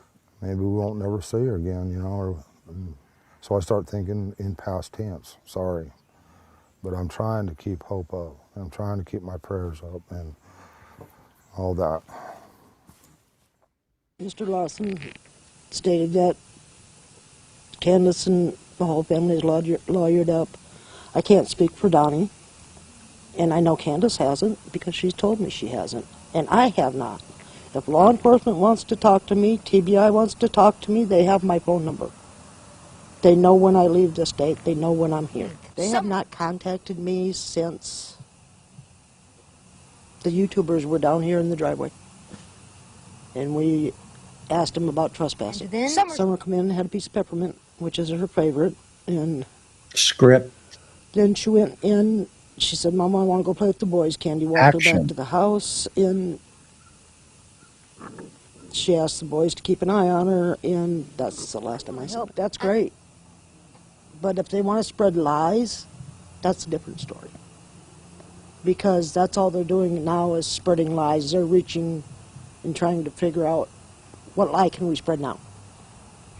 And I'm tired of That's it. all we can hope for is for God to produce a miracle for all the Christian folks around here, because there's so many people praying. Utah, so she was thinking one thing and I was thinking another, you know. And but once we got to talk and figured things out, This you was know, the we domestic smoothed it all abuse. out. I mean, it's just we weren't on the same page, a lack of communication. Quote, I am afraid for my children and myself. Because we were fighting, of course, you know, people are going to tell the police whatever to get their way. You know, we worked it out. She's apologized to me. She went to the district attorneys. She even talked to the judge and told him that she made a serious mistake, and you know, and that's the end of it. She didn't get hurt, and I never hurt nobody. The night before, she asked me to hold her hand where she could twirl. She loved to do that, and that's the last time I really got to spend time with her.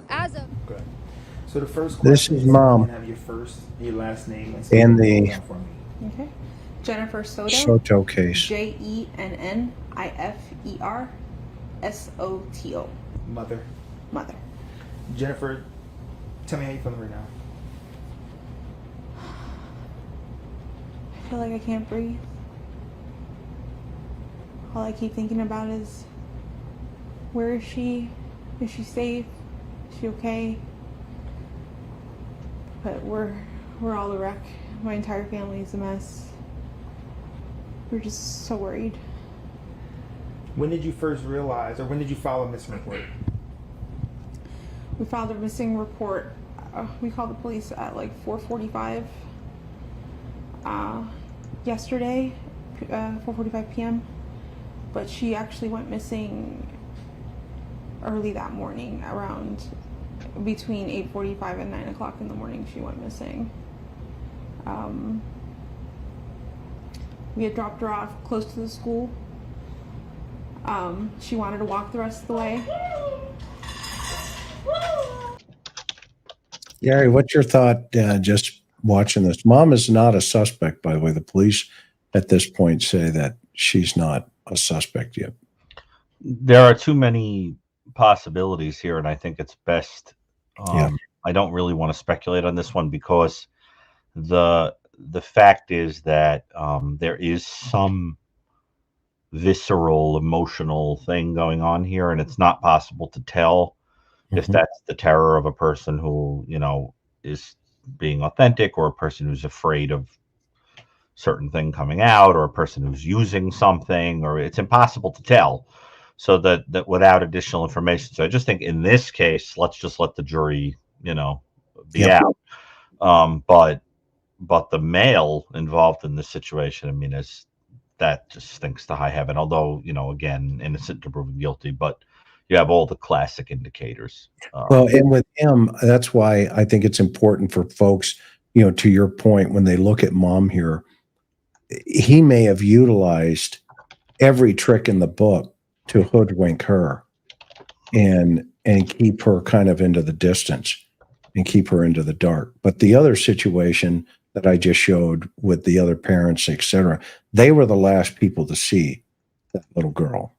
We know that the last person to see Madeline was the guy. She got her story a little bit mixed. You know, she said some things that turned out to not necessarily be true, but that doesn't necessarily mean, you know, she's a party to what he was doing. Wouldn't there be a distinction between, you know, obviously her not being involved in the murder, but maybe her knowing more of the situation that was going on at home? You know, she could still potentially get in trouble for that and be held liable for that. That's possible. That is possible. And if she's covering up for it, then the authorities will flush that out. There's no doubt about it. But when you listen to her, unlike listening to him, you feel something, you know, jitteriness, anxiety, something. You don't feel that deadness that you feel listening to the male. I mean, there's something going on there that, I mean, you know, she's a little, you know, stormy inside. whether it's nervousness that's a good kind or a bad kind is up for grabs. But there's something emotional going on there. I mean, she's got wide pupils and she's quivering and talking in a way that's anxious and kind of looks, and so I just think let the jury be out on that one. But I think we would all agree that when the male speaks, no one's buying that story too well. Which takes me to Audrey's mom, and there's been some criticism on her because she was just kind of flatlined at the daughter's memorial. So here's that. She was comes home with me. There's no need for her to really learn. Okay. Yeah, mom is definitely nervous. He knows everything. I'm good. Start out by telling all of y'all thank you. Every bit of love and support that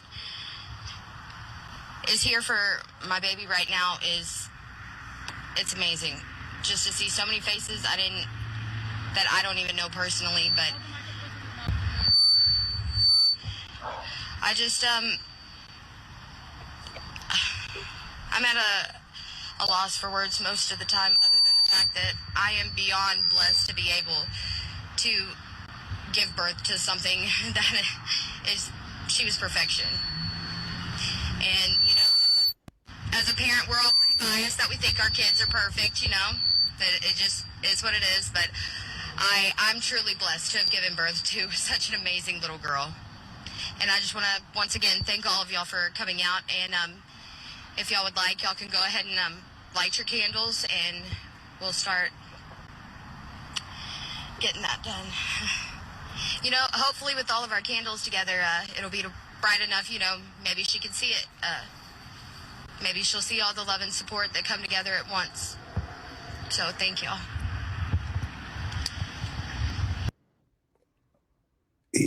I got to be honest with you, Gary. When I saw that the first time, this is only the third time I've seen it. That was interesting for me. This is the mom who was allowing this guy to hang out with the family. And so I think there's more to that story personally. This little girl as well didn't have a chance. She didn't have a chance. And he talked about her the way that he talked about, that was she was his favorite person. Just really.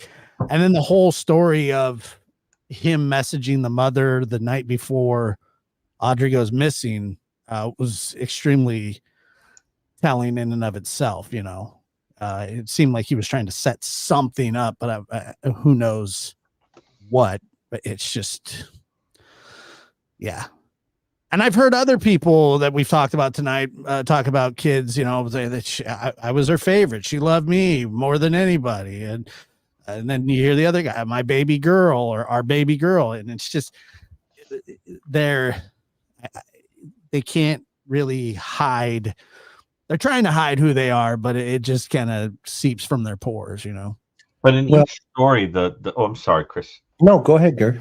I say in each story, the impression I walk away with is that the males were the dominant figure, and that the females, whatever they knew or didn't know, in each case, they have these faces that are filled with sorrow and secrets and everything else, and you just kind of get the feeling that whatever they might have known or not known or went along with or whatever, that they're sort of afraid. You get the sense of that they were involved with men who clearly had issues, and and I think that you just get the sense that whatever crazy things were hatched or went on, they were coming from the males. Right.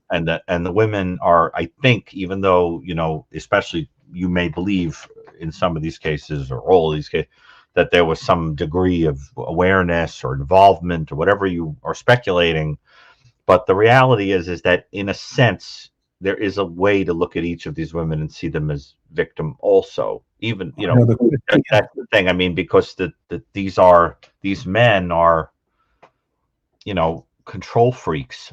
And especially in the Summer Wells case. I mean, did you flash on the screen, Chris, before some kind of report that was made about Dawn? Yeah, I mean, Was that made by her? Josh, you can tell them all about it. You want me to bring that up? That says, I really would love to, because I think that I really want to drive home this idea that, you know, sometimes the whole family is a victim. You know, there can be a targeted kid, but the whole family is in a way controlled, manipulated, you know, sometimes the whole. Yeah, there's no question in that the dynamics of that particular situation, in that case. Yeah, I'd like to see that because you flashed it on the screen and I couldn't read it quickly enough. As fast as I read, I couldn't read that. I'll share my screen here and you can take a look. It's ready to go when you are. Okay, here it comes. Go. Yeah, what was this for? This petition? What was it? So this, I believe this was in 2020. This when he had just spoke about how she made a terrible mistake and she was really sorry. This is in reference. That was in reference to this where she writes, he drinks and throws things. Am afraid of being hurt. He's abusive physically and mentally towards me. I'm afraid for my children and myself. My mother fears he is going to hurt her because she is staying in her camper on the property. And so he's arrested, but then you hear it was just a misunderstanding. She made a terrible mistake and she apologized. Now that if you're to ask me, if that seems like a misunderstanding, I'm going to tell you that it's pretty hard to misunderstand what she wrote there. And I believe what she wrote there is 100% accurate. Because this you know, the day of or the night of, you know, they're like, I'm never going to have anything to do with him again. I don't want him around my family. I don't want him around and then, you know, a couple days go by and yeah, well, I don't know. He seems to get these charges dropped. And this is Candace. It's in her writing about Dawn Wells. Right. And Dawn during the interview, early on in that interview that we just showed, was asked about this, and he plays it off. You want me to play that? Notice she says, children before herself. I am afraid for my children and myself. Her children are listed before herself in the priority list there.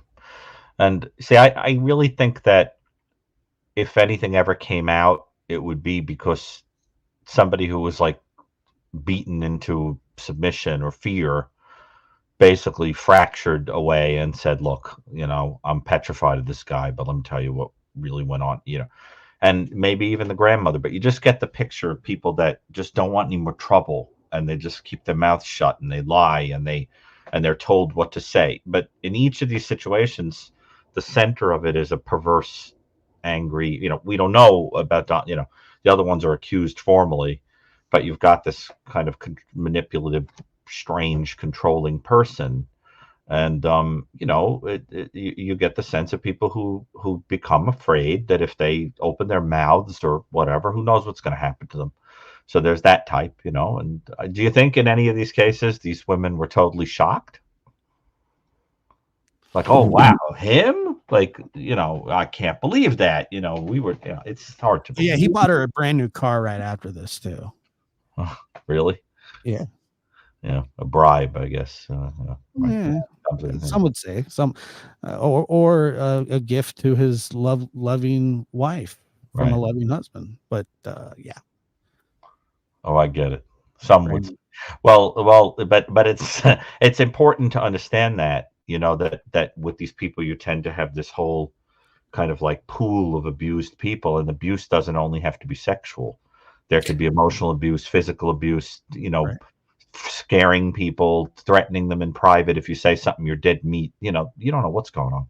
That's an interesting observation you made, Gary, about I am afraid for my children and myself. Go a little bit, unpack that a little bit more. Well, I guess what I'm saying is that if you deconstruct the sentence, it tells you something about what comes first to mind. I think there probably is on some superficially difficult to glance level. I think this is a person who probably rationalizes. I mean, if something nefarious did indeed go on there, probably rationalizes that for the safety of the other children and herself, she better play along because this is a guy who's got a long arm and you just can't get away from him, that kind of thing. But you know how it is, Chris. Sometimes the guy like that gets in trouble and then out it all comes. Thank God, this has been going on for years, that kind of thing. I'm just saying, and you can get very callous and you can, look straight at a camera and fib when you yourself are a victim. That's important to understand. There are Yeah. very few cases, very few, but there are some where you have a couple that engages in the crime together and the woman is all in on it, in participating in the abuses, Fred and Rose West, Carla Homolka and Paul Bernardo. There are some cases like that, but usually that's not, usually the woman is operating out of a kind of fear. Dr. Gary, if you read that again, I mean, she does mention herself first. She says that she's afraid of being hurt. Let's see. He thinks it does it. Yeah, that's true. That's a good point. That higher in the sentence, she makes the point of it. But actually, she doesn't say I. There's no self in there at all. Well, He drinks and boasts and I'm afraid of being hurt. He is abusive physically. I mean, obviously, the education level is poor here, which gets right back to that point of taking advantage of people that aren't completely capable.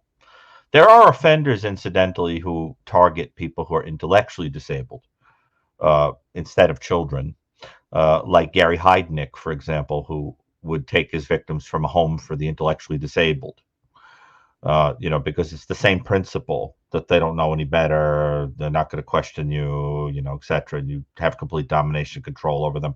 I'm not trying to say, Josh, that anything could be said for sure. I'm only saying that if usually there isn't anything new under the sun. And in most of these cases, statistically, the female is another victim of a kind of a monstrous male figure. And but there can be different things that can make a person play along. Well, and I have a question for both of you. Have you guys ever worked a case or heard of a case where there would be an elimination murder because a victim ends up pregnant? Yes. Absolutely. I mean, that could, and I am speculating here, and I know it's a horrible thing to think about, but there are things that change from 11 to 13 with girls. And I mean, I just keep coming back to that with the Madeline Soto case, because you're right. Like, why now? Well, either she speaks up or she's tired of it, or it was her age. Yeah. Or, I mean, you can't take her to the doctor. I mean, you could, it wouldn't go well, You never know. But I think the age is going to turn out to be an important factor. Yeah. But because the whole point of elimination is that somebody they're either an impediment or they had a use to you that's over. So you just, and it's like no hard feelings, just don't need you anymore, or you're in the way. Sure. So it's like, it's just business, that kind of thing. And it's disgusting and callous, but that's what you have to understand. It's not a personal matter in a hideous way. But I am concerned that not enough effort is being made in that Wells case to try to break apart Candace and the husband, because I think that if they are fractured, you see, looking at that report, that reality can wash over, and then she has an awful lot to say. I mean, this is not a household where people were, enjoying peppermints and, planting things in that yard that looks like a bomb test site. You know what I mean? I mean, it's like, and incidentally, the word grooming takes on a perverse double meaning, because the kid didn't even look groomed, like taken care of in terms of her like hair and face and teeth and everything else. I mean, it just looks like it was like a total neglect situation.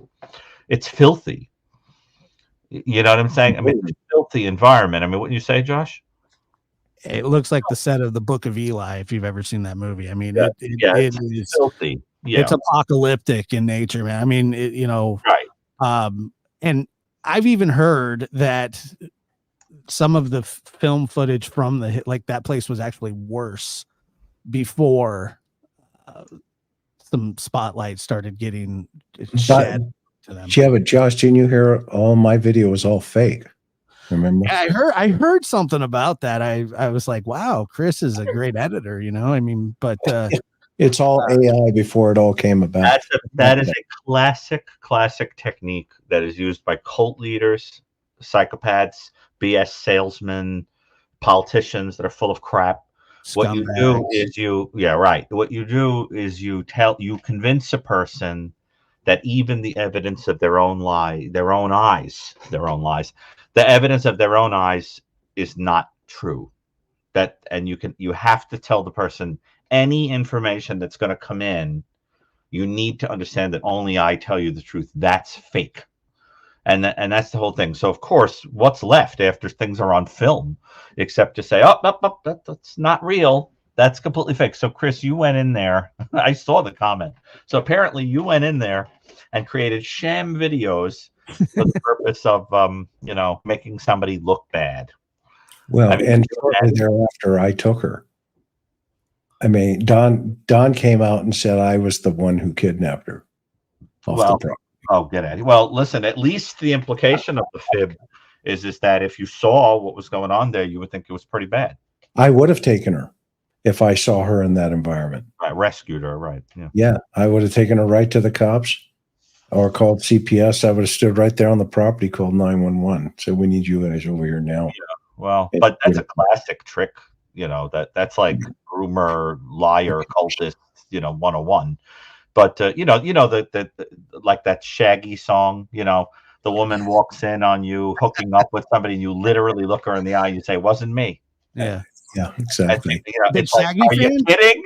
Like, I'm impressed, Gary. Shaggy. Yes, I was going to say. Yes, I will quote everyone from Herodotus to Shaggy. Yeah. In an episode. Yes, let me tell you. Okay, so there's a couple of questions here. Let me put this statement up here. Not to step on toes, but I think Summer may be intact because DNC talk about her like she's no more.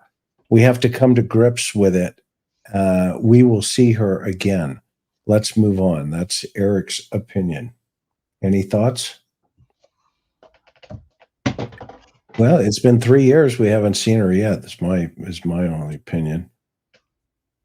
So she's 8 years old now, if she's still out there. I mean, statistically right now, Eric, unfortunately, she's statistically not within the realm, but possible? Sure, it's always possible. I mean, does it, are we talking about, her body being out in the elements or from inception? Right. Yeah, I don't know. Of the crime, so that's, I don't know. I have hope that I do not believe that she's alive, but I have hope that she can be found. But like so many others, Maya Miliete and, the West Boys, still no bodies. And then we have, D Warner, no body still. And Michael Vaughn, these kinds. So, I understand exactly what Dr. Gary's saying, and it makes sense. It's just that we hold out hope, but it's very tough. Yeah. Am I boring you? Says, as a vigilant students of crime, we can judge parents more harshly than deserved. Mom Soto was a Disney adult. She is fantasy driven. Others are just oblivious, and perps think no one is scrutinizing them.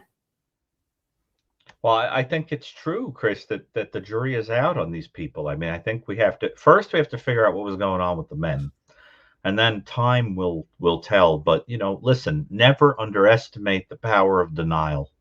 It is a very real thing, and never underestimate that people sometimes get into a dynamic where they think someone loves them, and is taking care of them, or they're desperate or afraid, and they get sucked into things. And never underestimate, that you could look at a person and not believe your own eyes and make excuses for them. These are real things that go on, and that's why people like me are so big on educating women, especially about every trick that's used by members of our own sex to take control and to manipulate and dominate in relationships and abuse people. It is an unfortunate thing, but wouldn't you say? I think education is very powerful, Very powerful, and necessary. we do here. That's part of the point of this. Yeah, and that's why I'm concerned about the type of education. What types of education are we providing as a society, right? As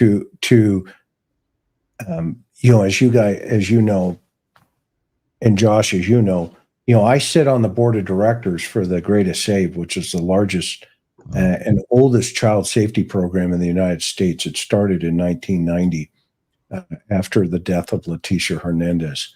And Major League Baseball, that is their alumni number one charity. It's a 501c3 where we provide curriculum to schools.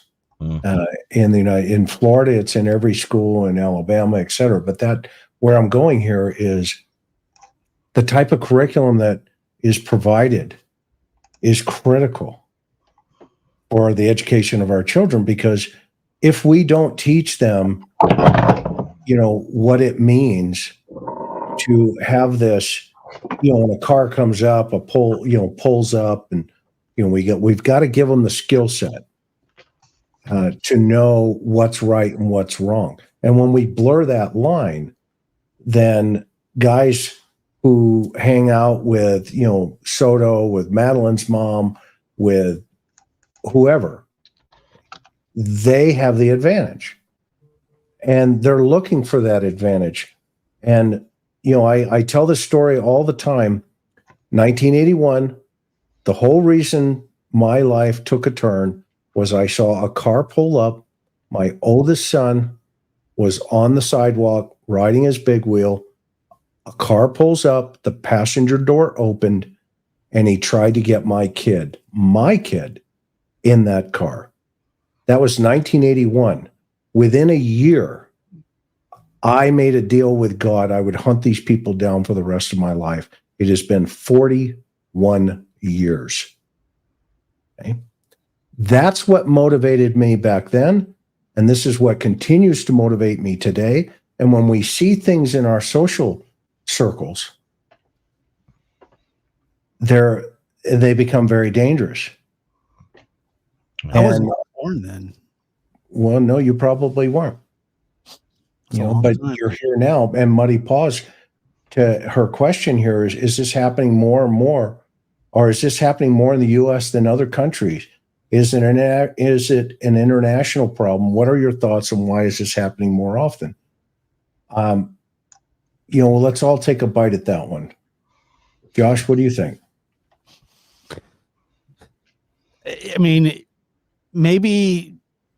Maybe it's just more public now, but it seems like it's happening more often and getting worse. And that kind of like what Dr. Gary was talking about earlier, the exposure to life, how life it's supposed to slowly, expose itself to you through getting older. And then when you are exposed to it at such a young age, it can really affect your brain and the things that you can get to on the internet. It's endless, so it maybe it seems like it is happening more often because it actually is, or maybe it's just more well documented now. But I think that it is happening more often and at a higher rate. But that's my opinion of it. Gary? Well, I think that abuses of women and children for many centuries, really for millennia, were embedded in the political, social, and cultural codes of people. the subjugation of women, abuses, and inappropriate behavior towards children were, there was a power structure where men, sort of could take it for granted that they had domination over those groups and committed every manner of atrocity. And what I think happened was that, gradually with time, as society changed in an attempt to free people of those power structures, what was the unanticipated effect of that excellent process, that's a good thing, but the unanticipated effect is that a bunch of men who, now lost all their power felt the need to go out and assert domination and control over women, children, and everyone else through abuses that are increasingly outrageous. And this is why, remember when Ann Burgess and people like that, went and started studying this stuff at the BSU, it was because there was a cultural change, an explosion of these kinds of crimes that were coming simultaneously with changes that were going on culturally that were good changes that had to do with freeing women from men who were abusive, giving them, the right to leave people, the not have to keep their children, that kind of thing. And what wound up happening was that you get this kind of unintended secondary thing that goes on. And it's important to understand that there are men to this day that still feel that if the world were righted, that if we could get into a time machine and go back, that they would get power again, that power would be in the hands of the white man, and would be, that everyone would be in their place and they would be the ones who sort of ruled the roost. And I have to say, I think those days are over. That's just not, that we ain't going back to that. That's not going to happen. But what I also think is that has now freed up women and children to have a voice that they did not have before. And what we're discovering is that even in the most precious areas of society, among police officers sometimes, among people in the clergy, among teachers, among all the people that we associate with being, doctors who wear white, we hear story after story after story about people subjugating people that are in their care, abusing them, taking advantage of them. And I think people have been freed up now to talk, and they're less afraid, and it's more normalized to come out with it. And the other thing is there are other countries where there still is the embedding of these power structures, and people are just not going to talk. There are cultures where, for example, it's a crime. It would be like a crime to be deflowered before marriage. So if you came out and said oh, my uncle took advantage of me, no one would marry you, or the family would disown you. So you literally have to walk around pretending that nothing happened to you. I mean, just think about that. So, but I think it's very, very important to understand that stuff has been institutionalized for millennia. And what we're seeing is an attempt to break out of that structure. And it's very, very disturbing and interesting to kind of watch the process of what happens. But at the same time, I think a case could be made that in the particular world we're living in, with the speed of information, technology, the availability of pornography, etc., in that freedom, we're also seeing a complete loss of a sense that people are people, that there's a complete objectification, there is a reduction of people to, pretty body parts.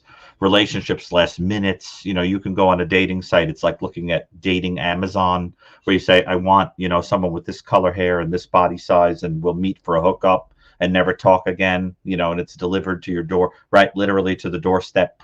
Yes, that's the other thing. So I think we're in a very, very complicated time, but I think the original intention of the changes in culture were to break us out of a system of subjugation that was cruel and unfair, and based on things like race and gender and sex and everything else. And so, I think you'd agree, the heart of that is good.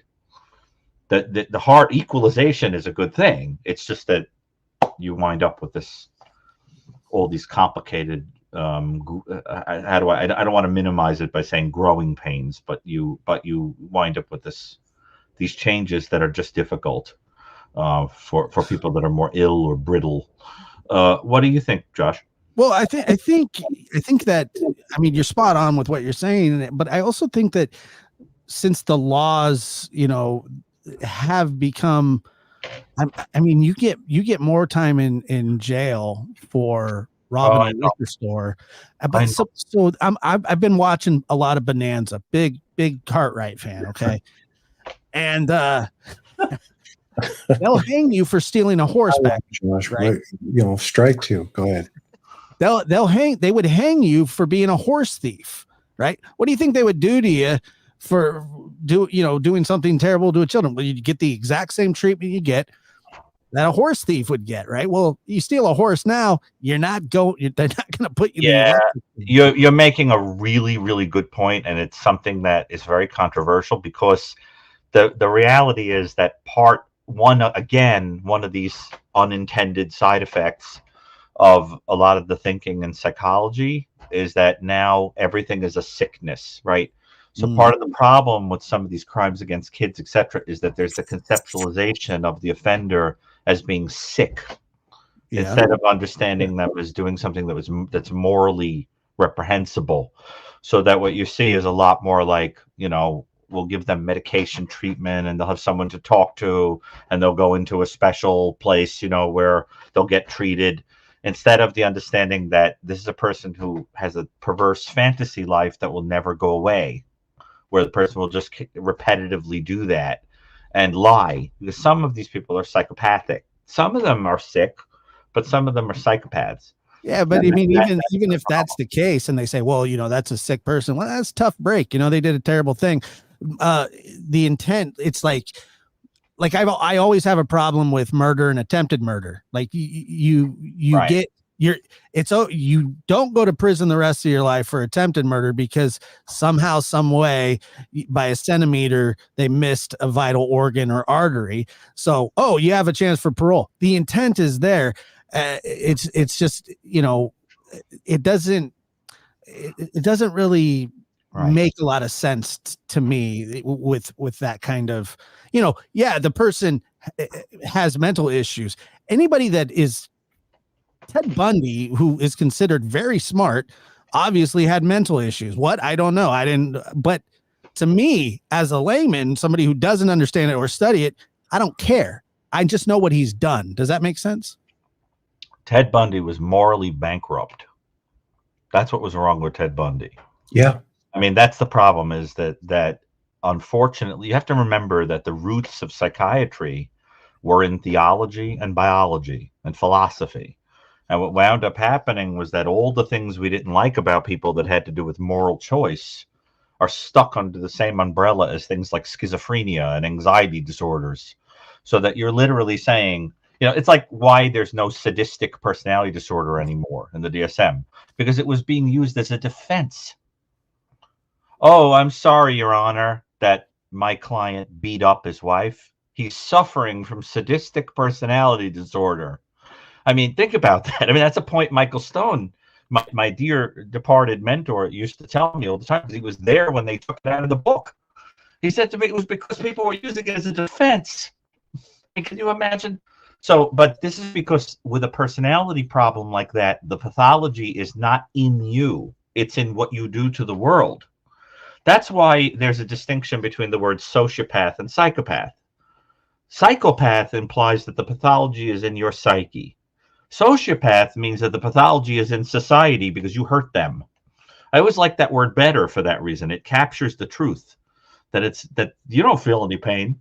It's in the people you hurt. You see, so that's what I think you understand, is it's an insult to call some people personality disordered, because the definition of personality disorder implies that you suffer because of it. You're unhappy because of it. But I don't think too many of these guys are unhappy. Right. Because of their disorder. Gary, this one's for you. Do you believe they can be fixed? No. So if that's the case, Dr. Gary, wouldn't that be a terminal illness then, if it's an illness? It's I mean, I don't know. Look, the fact of the matter is that are we talking about people who commit perverted crimes against children? Are we talking about psychopaths? What group are we talking about here when we say, can they be fixed? If a person is psychopathic, no, I don't think so. All you're going I to do is treating them, teach them how to maybe sadistic sex offenders. Let's try that one. sadistic SOs. Yeah. No, I think that what happens is that you're dealing with a mixed bag of people that are extremely personality disordered and sexually perverse that to get off on repetitively committing an offense. And most of the time will say, if you let me out, I would go right back out and do it. Here. And then, you know, Wesley Allen Dodd said that if he was not, if he was let out, it would be the first thing he would have done the minute he was let back out. The Aurora shooter as well said that too. What? The Aurora shooter, James Holmes, said the same thing. Right, but he's a whole different animal there, you know. Sure. But that there's that type, and then there are types that are a little more psychotic, disorganized, unwell, you know, and they could be treated and, you know, maybe held in check a little bit. But it's kind of like I don't have too much sympathy for it, you know, because it's kind of like if you had a disease that was highly contagious, they wouldn't let you out. Right. I mean, you're dangerous to society. You get isolated. I mean, you know, sorry, you have a disease, you know, whether it's a disease or not, you got to be isolated. You know, I had a very, very serious infection once for 117 days, and I was deadly. I had to be isolated in the hospital and almost died. I was handled with people in like hazmat suits. And I kept thinking, that's not fair. But then I would tell myself, I'm probably going to kill somebody if I go outside with this disease. So let them isolate me. Like, okay, you know.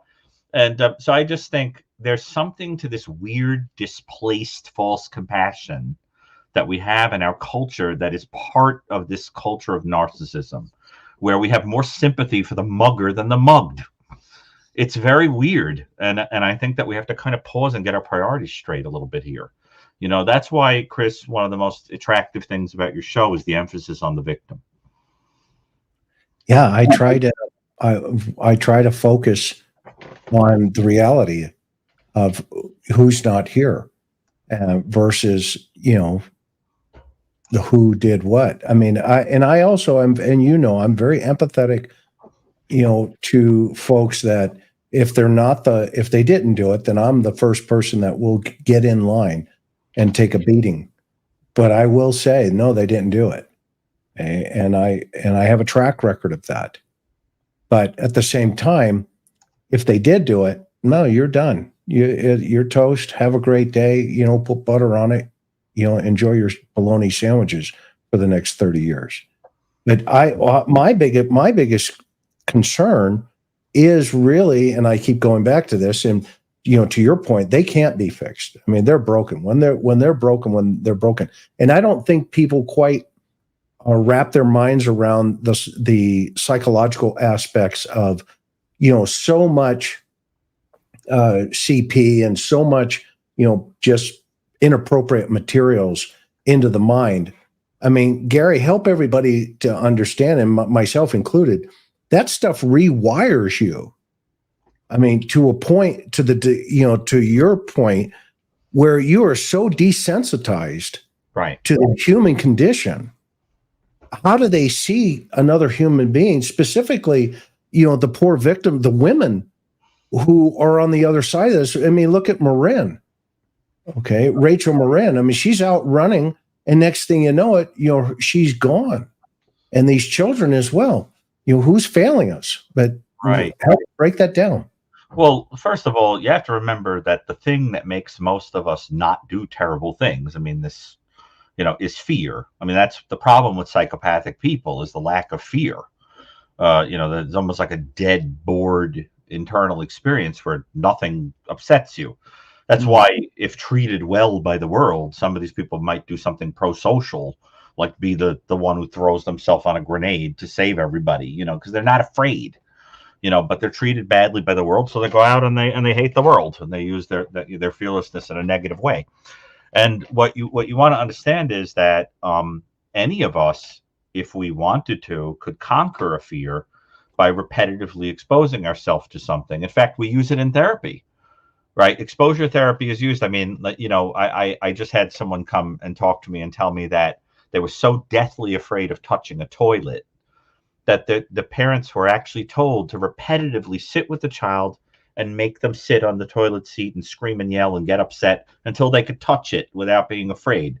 Exposure therapy is a really essential tool in the therapist's tool belt, you know. And so that the idea is that you desensitize the system by exposure. Well, that works in a bad way too. If you're exposed to something repetitively and it doesn't cause fear or upset anymore, you then could be capable of doing something that's really, really horrible. I mean, doctors are people, surgeons, for example, have to become desensitized to the gore of taking a person's body apart to do surgery, right?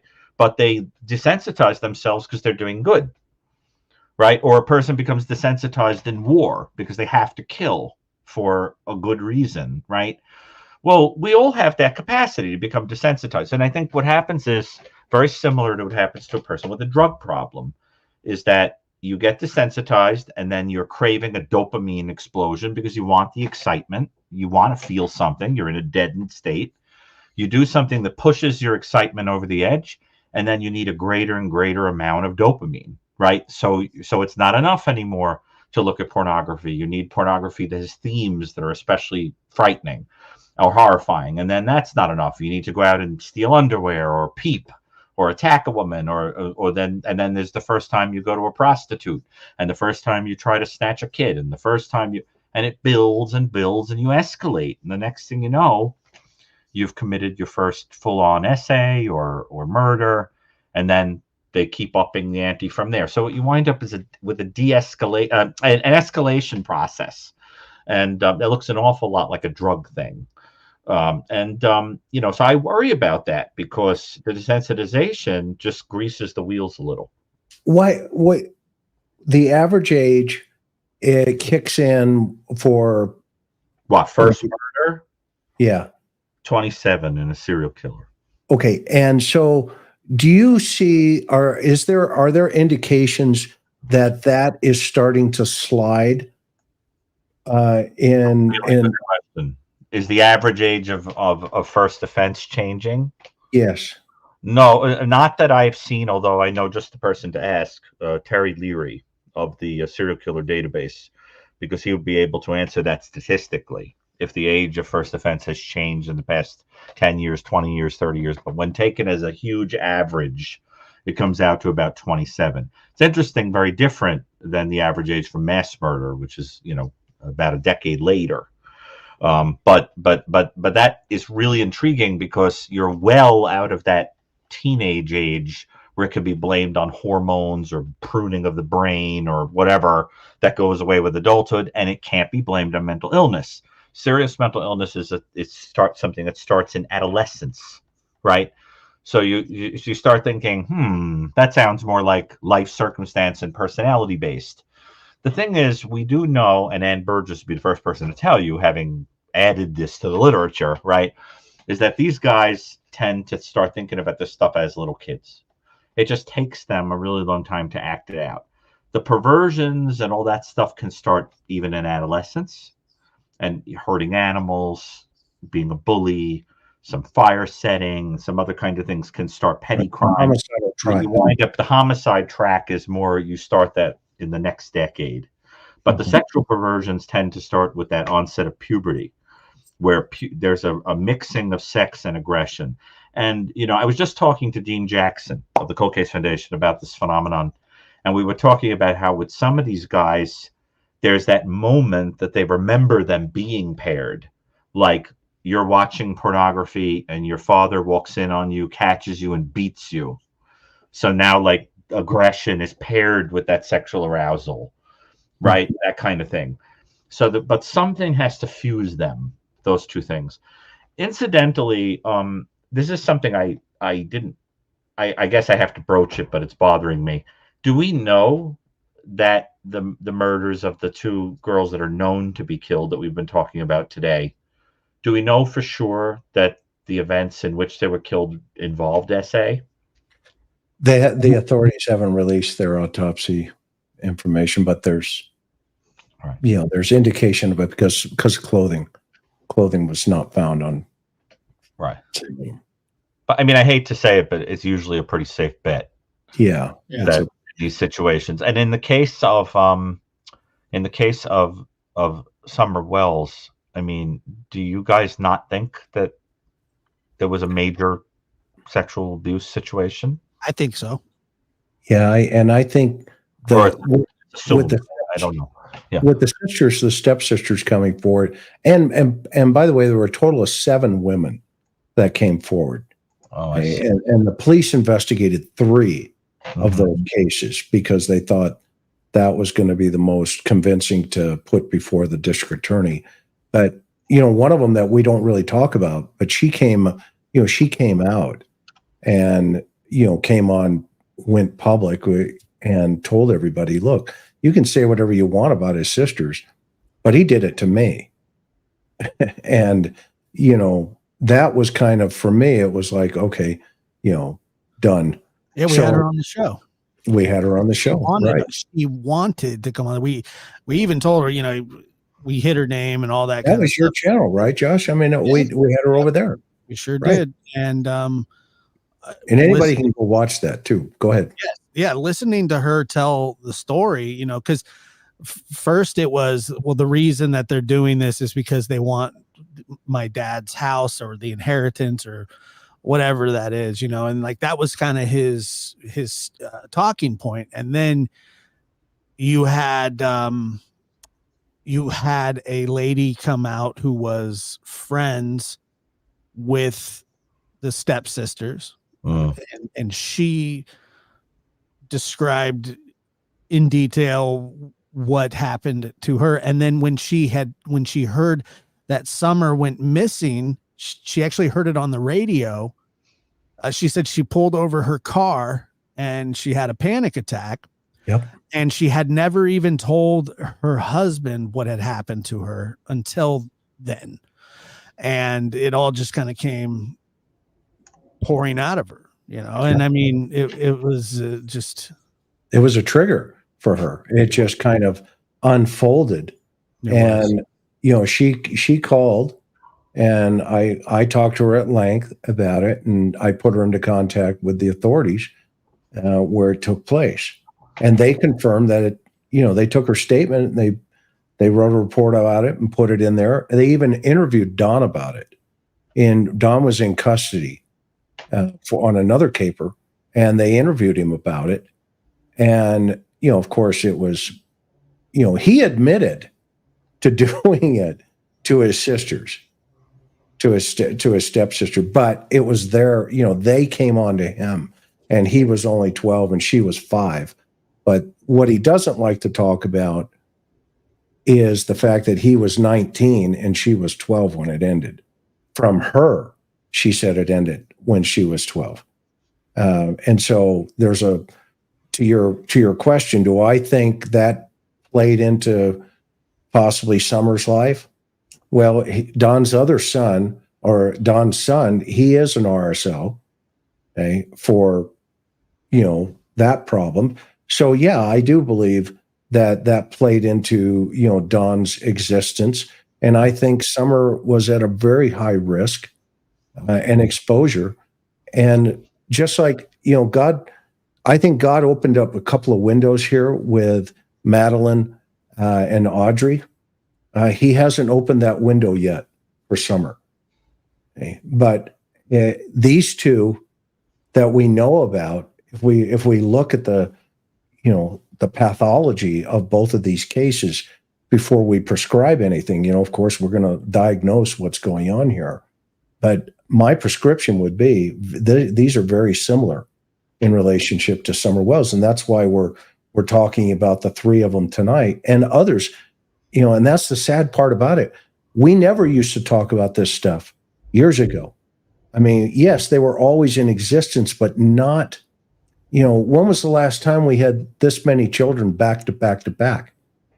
I mean, something's changing.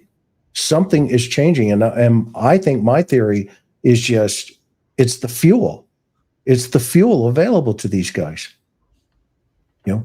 I have to go see a guy tomorrow. I can't talk about the totality of the case, but this guy was so deep into the dark web. And Gary, the case. I talked to you about it. Okay. This guy was so deep into the dark web that normal CP just wasn't doing it anymore. He had to keep moving and digging and digging. And I don't think our society is prepared on a daily basis to come into our world, Gary. I don't think Well, society's that's happening even in pornography that is viewed by, the ordinary citizenry. Studies that are done of the themes of pornography show, for example, I was reading that it's very common now for pornographic filmmakers to need to add themes to the story that make the story more taboo for it to be arousing. So, for example, instead of just showing a couple that is engaging in sex, the storyline has to be that they're step siblings, or that the stepfather is seducing the stepdaughter, or whatever. Because the idea is that by adding the taboo, a person who has become completely desensitized to pornography can still get aroused by how naughty or inappropriate or taboo the topic is. And it is very interesting. There have been studies that have been done of the most common search term for pornography by state, because these pornography websites become accidental gold mines of that data. Yeah, And it turns out that there are different taboos in different places, and so the themes that people are interested in different places are different. And so that, because you have to remember that sexual arousal is so incredibly visual and psychological that you can just change what the characters are to each other, and it's enough to make a person get excited.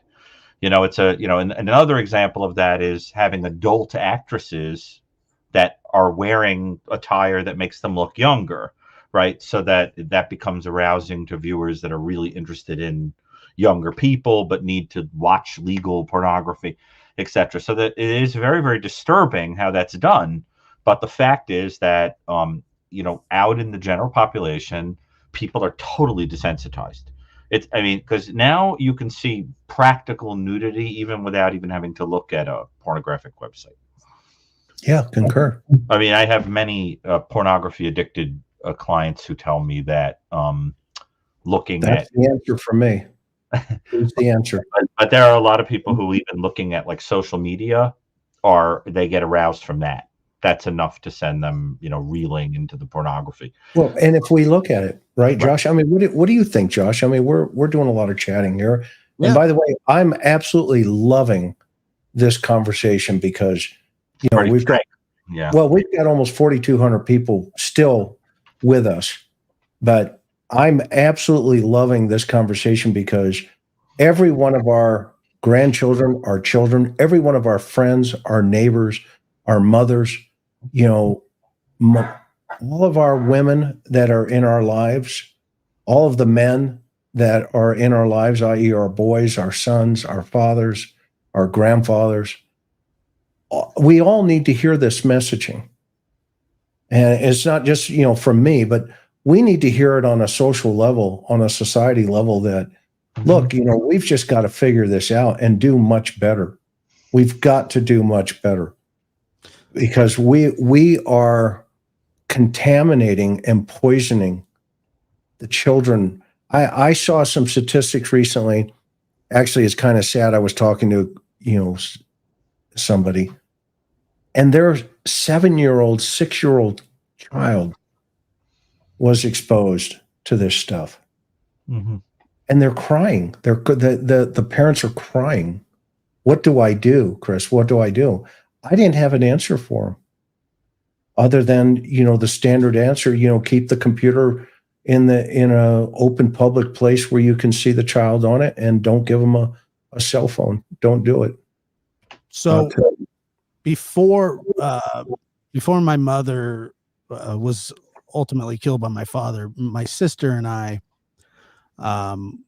were very young, and she remembers a lot more of this than I do. But for some reason, my father would come home, my mother would go to work because she was a waitress, and he had the 9 to 5, so we were stuck with him. And he would turn on Freddy Krueger. We're little kids, and I remember my sister would want to hide under the blanket because she didn't want to watch it. I didn't quite understand, but her fear actually resonated with me. I just knew that my sister was really scared. So, and I would become scared too. But obviously, just looking at what was on the TV at the time, you're going, why would anybody do that? Why would anybody expose their children to Freddy Krueger, a 3-year-old, 5, 6-year-old? And when my mother ultimately found out about it, I mean, she was absolutely livid because he wasn't telling her that that's what, and I don't, for what reason, I have no idea why. I just know that my sister still brings it up to this day. You remember when? And I said, yeah, I remember. And, it was just a really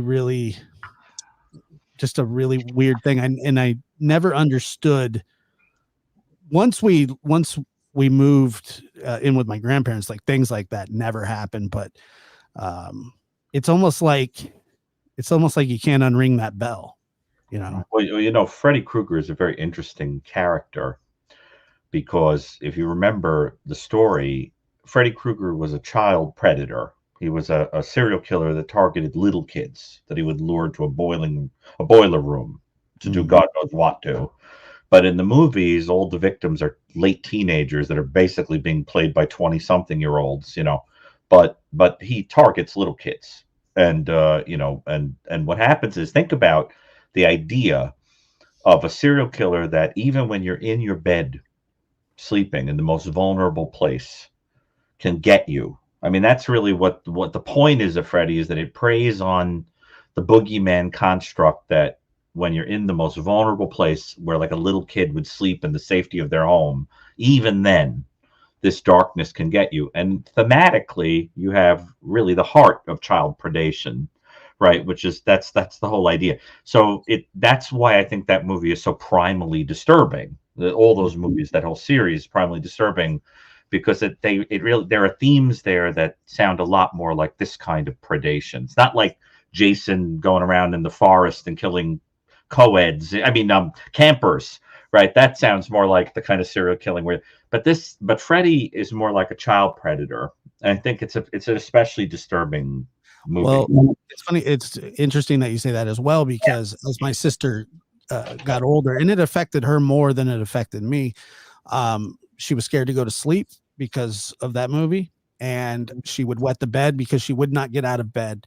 She was terrified to get up and walk around the house, and she was scared to go to sleep, and it really just caused major problems, problems that we dealt with in counseling, and while it helps, I would say even as a 41-year-old today, it still bothers her. It still bothers her. And you could hit it with a corn dog. Yeah. Whack-a-mole with a corn dog. Josh loves corn dogs, Gary. No, I don't. No. Josh loves corn dogs. I said he could hit him with a corn dog in his nightmares. Okay, let's answer this question here. Go ahead. What do you guys think of the common reason in all of these three cases? It's the absence of one parent or another. Doc, I'll let you take a shot at that.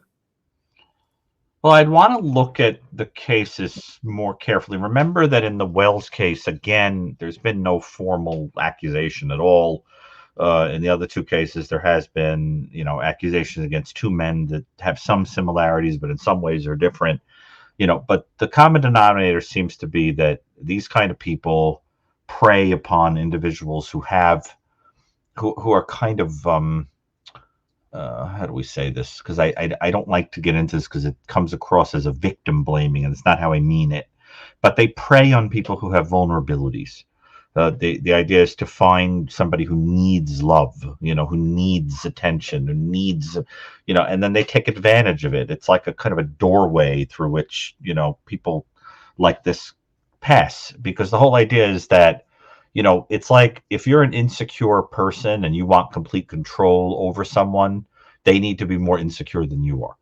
Right. So that you have to I know people like this. I have patients who come to therapy and talk about how, they like feeling heroic by getting involved with somebody who has issues. And I'm like, maybe you just want to be with somebody that will never leave you because they become completely dependent on you. Right. I mean, that's not an uncommon phenomenon, even in people who aren't perverse. Right. So that I think that that's one of the common denominators, I think. And the other common denominator seems to be fear, keeping people in check, manipulating people through, perversions of intimacy, and then fear. But that's as old as, time. I mean, that's the way people have been taking advantage of people going back a long way. And, I think that's another reason. It's another problem I have with social media is I don't like that people are so free to project their vulnerabilities into the world, because there's many, many people who read it, and somebody could say, I'll be the one that makes you feel special, and then love bomb you, and the next thing you know, take advantage of you, right? Because you have a person who's having a false relationship with you, and you think they care about you, right? But because you're showing them every aspect of your life. I mean, can you imagine, Chris, when you were growing up, when I was growing up with Josh, can you believe we've gotten to the point where you wake up in the morning and you post on social media, today I ate cake for breakfast, and you think people care? Like, you think that there are people that want to know that, like, it makes their life fulfilled. I think about that all the time. You shared that piece of information. I just had a bowel movement. Like, who cares? Right? So it's like this thing of feeling like you're being watched. There's a fake intimacy, and it takes these people who are vulnerable and lonely and makes them think someone's watching them. And Chris, let me tell you, that point figures into the Idaho case. Yeah, I agree. Right? Because of that thing of, I have no doubt that if Kohberger is guilty, that was all intel. Seeing every inch of inside the house, where the dog goes, how many of them hang out, where they hang out, where are their windows, where's the balcony, where's the door, where's the, I think there was something to the idea of privacy that is. Yeah, nobody cares that you went on a cold plunge this morning. I did my cold plunge and I did a workout, and it's like people do it because it gives them a sense of I don't know, it just validation that they're alive. I think it's a compensation for God.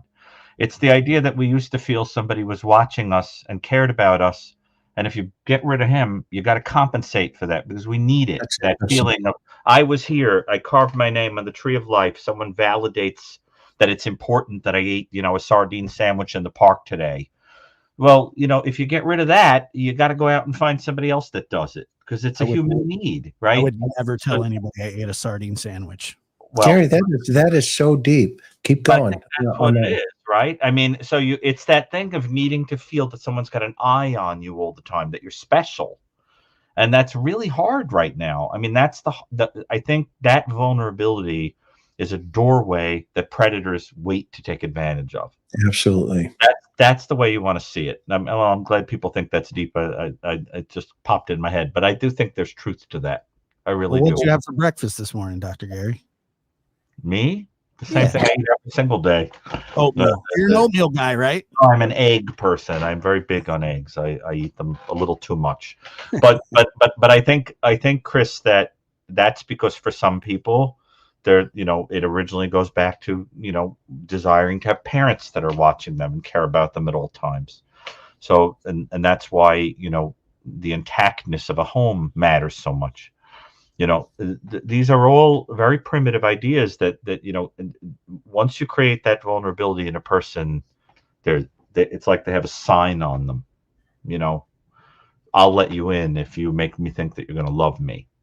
And I think people have to learn how to wait a little while before you believe that somebody means you well.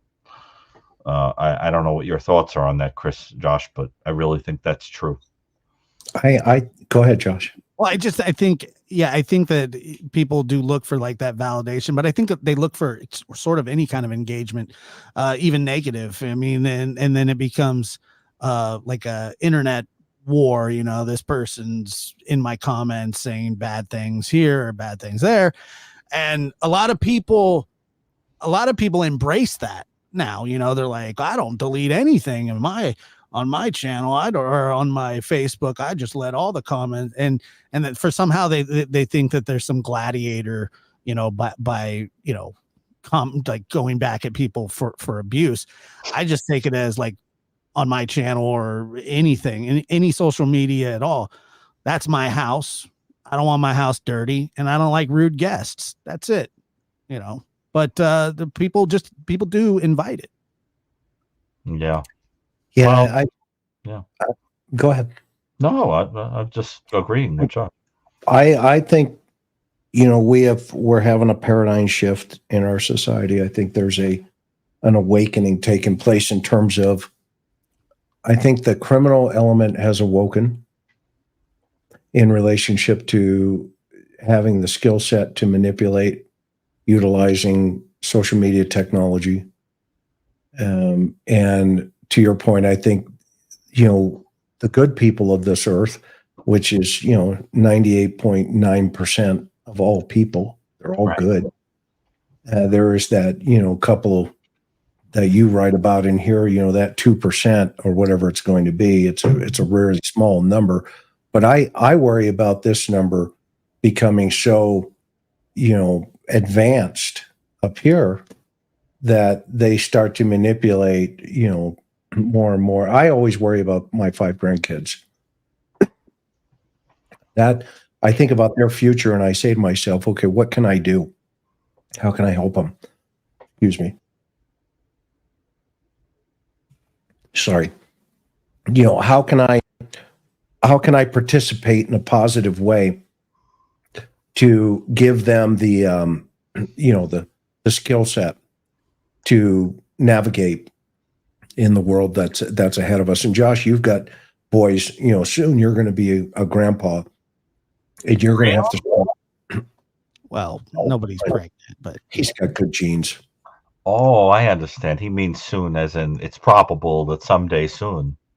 Yeah. Like 5-10 years. I thought you meant you were on your way to be a grandpa now. I was like, dear God, I've got catching up to do. I had kids young. Yeah. I had 2 boys very young. So, but yeah, one is my oldest boy, who is 20, is now engaged to his girlfriend. 4 years. That's my case. Yeah. And pretty soon this will be your Gethsemane, your nemesis at some point to think through this. But I think, we have a great chat going here with all these wonderful human beings, great people all around the world. And every one of us is experiencing the exact same, circumstance. We're all seeing it. And we're all trying to wrap our minds around it. And these poor children whose lives are being taken because of, some of the fuel and some of the craziness that these individuals get in their lives. And then I'm just curious as to, what this Stephan Sterns, he was able to function. Don is able to function. I don't know about this other knucklehead, McDon, that other guy, the other Don, but they were functioning in society. Now, it doesn't mean they were at the top of the food chain. None of us are. But they were able to also live this chameleon life to where they hit it so well.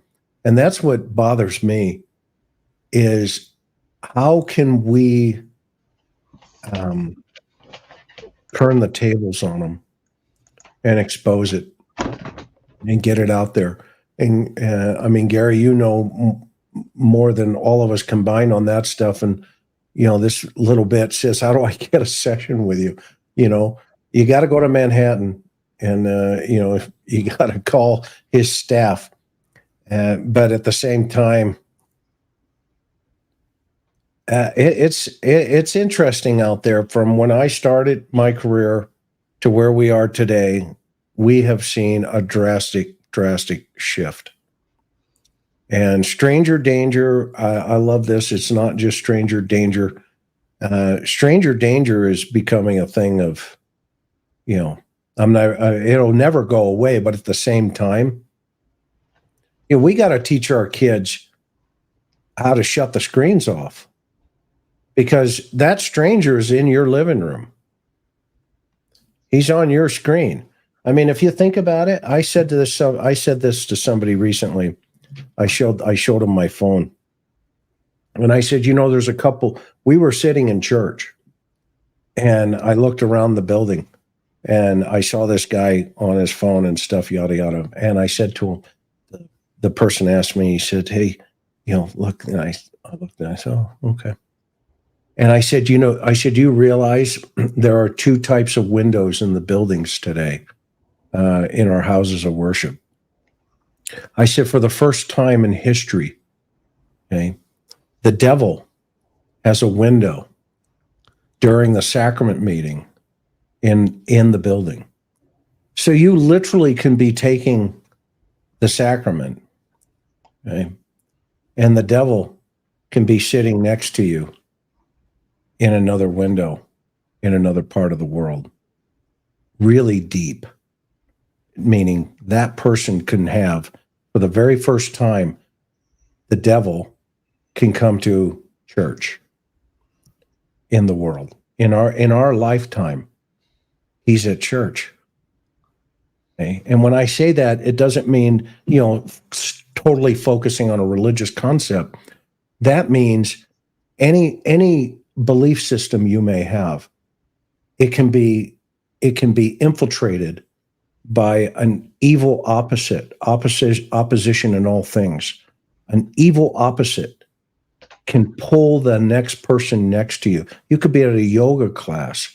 You can be, at a meditation class, and the adversary can be sitting right next to you, meditating alongside of you. That's the first time in, I think, history, world history. Even the Romans couldn't pull that off.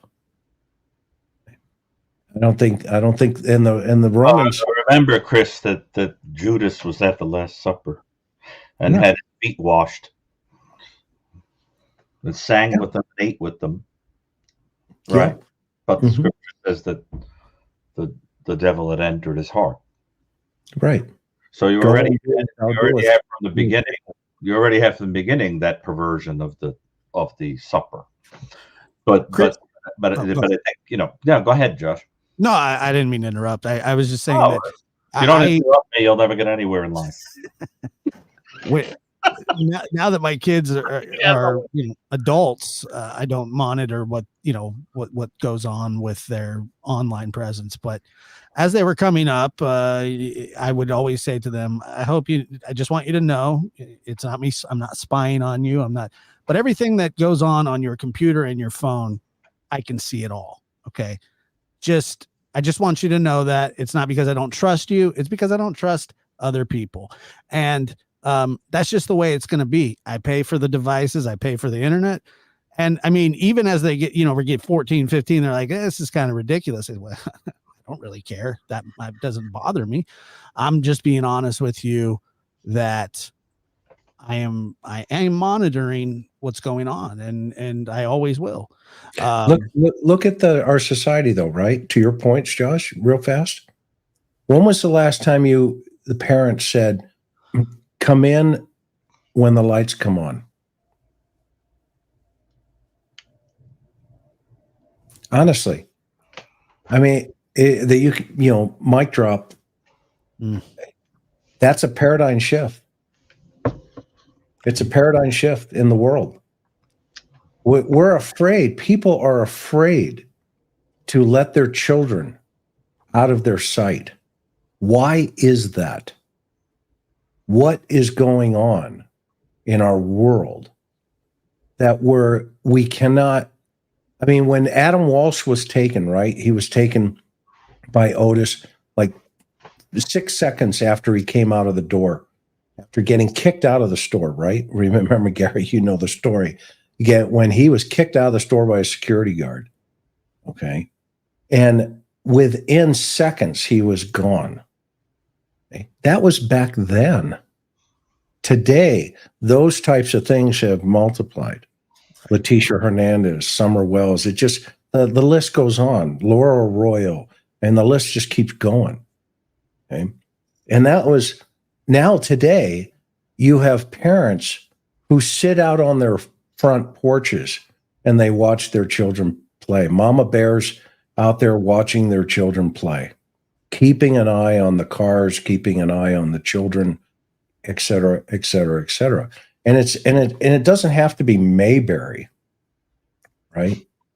We didn't know, if you grew up in the city in Boston or in New York, et cetera, your parents, would sit out there, or, Mr. Jones would lean out, hey, knock.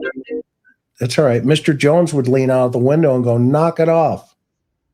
Okay. Or I'll tell your parents. Okay. The cops would walk around and going, you kids knock it off over here. And where are we at today? Where are we at today? There is a huge paradigm shift that had taken place for 30, 40 years. But Chris, when we did that book, when Michael Stone and I did that book, I really saw it as, Michael's swan song. It was really, the new evil was, I think, Michael trying to desperately tell the world something before he passed away, which is that having spent decades, as have I, looking at this stuff, he came to the conclusion that something changed in the average citizen that made the average person a little bit more disturbed, more disordered, a little more narcissistic, impulsive, inappropriate, conscienceless, full of him or herself, etc., confused, and that was a kind of a cultural change that was going to bring about, in the context of changing technology, a tsunami of horrendous behavior. And, I think that's when we came out with that book. Even in 2019, we took a lot of heat for it. Now people think we were like soothsayers. For some reason, it's like people are like, oh, yeah, they're right. There is an era of new evil. Well, yes, there is.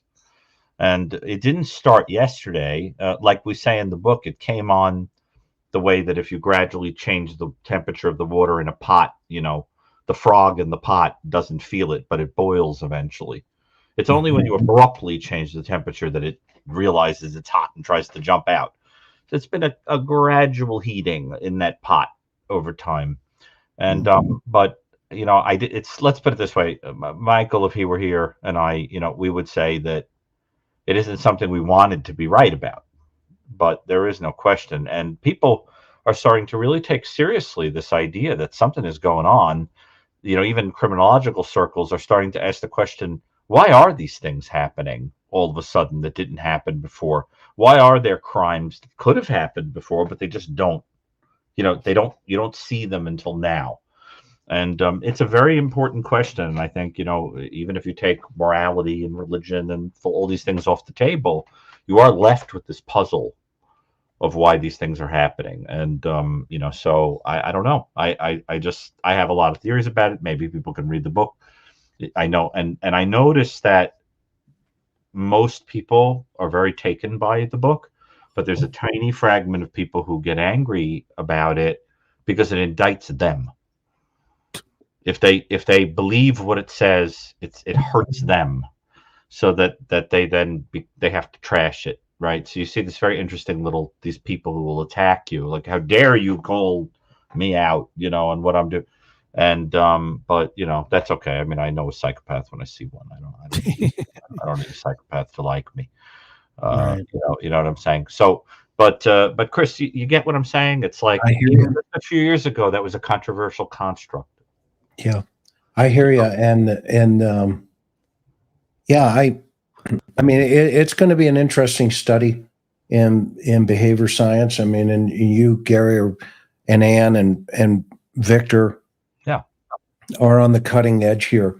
It's sad that you have 119 years worth of data. You know what I mean? And I can only imagine what somebody in 100 years from now, when they build off of what you have been studying for decades, and Ann and others. But it's going to be really interesting, because I think that we're in a critical time. That I've always been a student of history, and I've always wondered why the neighborhood of Dachau never noticed the chimneys. I've always wondered the psychology of an entire neighborhood who they had the capability to just walk a couple of blocks and see the problem. And what is it in the human condition? I keep asking myself, and I know this is for another show, but I keep asking myself, what is it in the human condition that allows us to see it and yet not want to see it? Well, Chris, this is the problem. And you say you're a student of history. I know you're going to appreciate this point. Okay. The problem is all across history, when a society frays and it abandons its philosophies and so forth, the French Revolution, I think, being the classic example, when, for example, a woman nude, except for a sash that said in French, reason, danced on the altar of Notre Dame, right?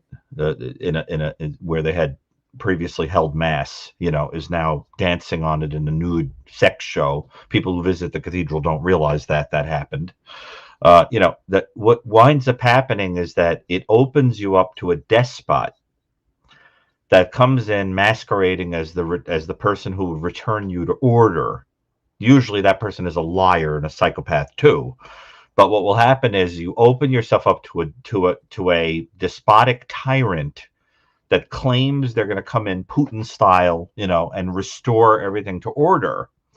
And what happens is that people cling to that kind of a psychopathic figure because they say, they're protecting me. We have to get back out of this madness, right?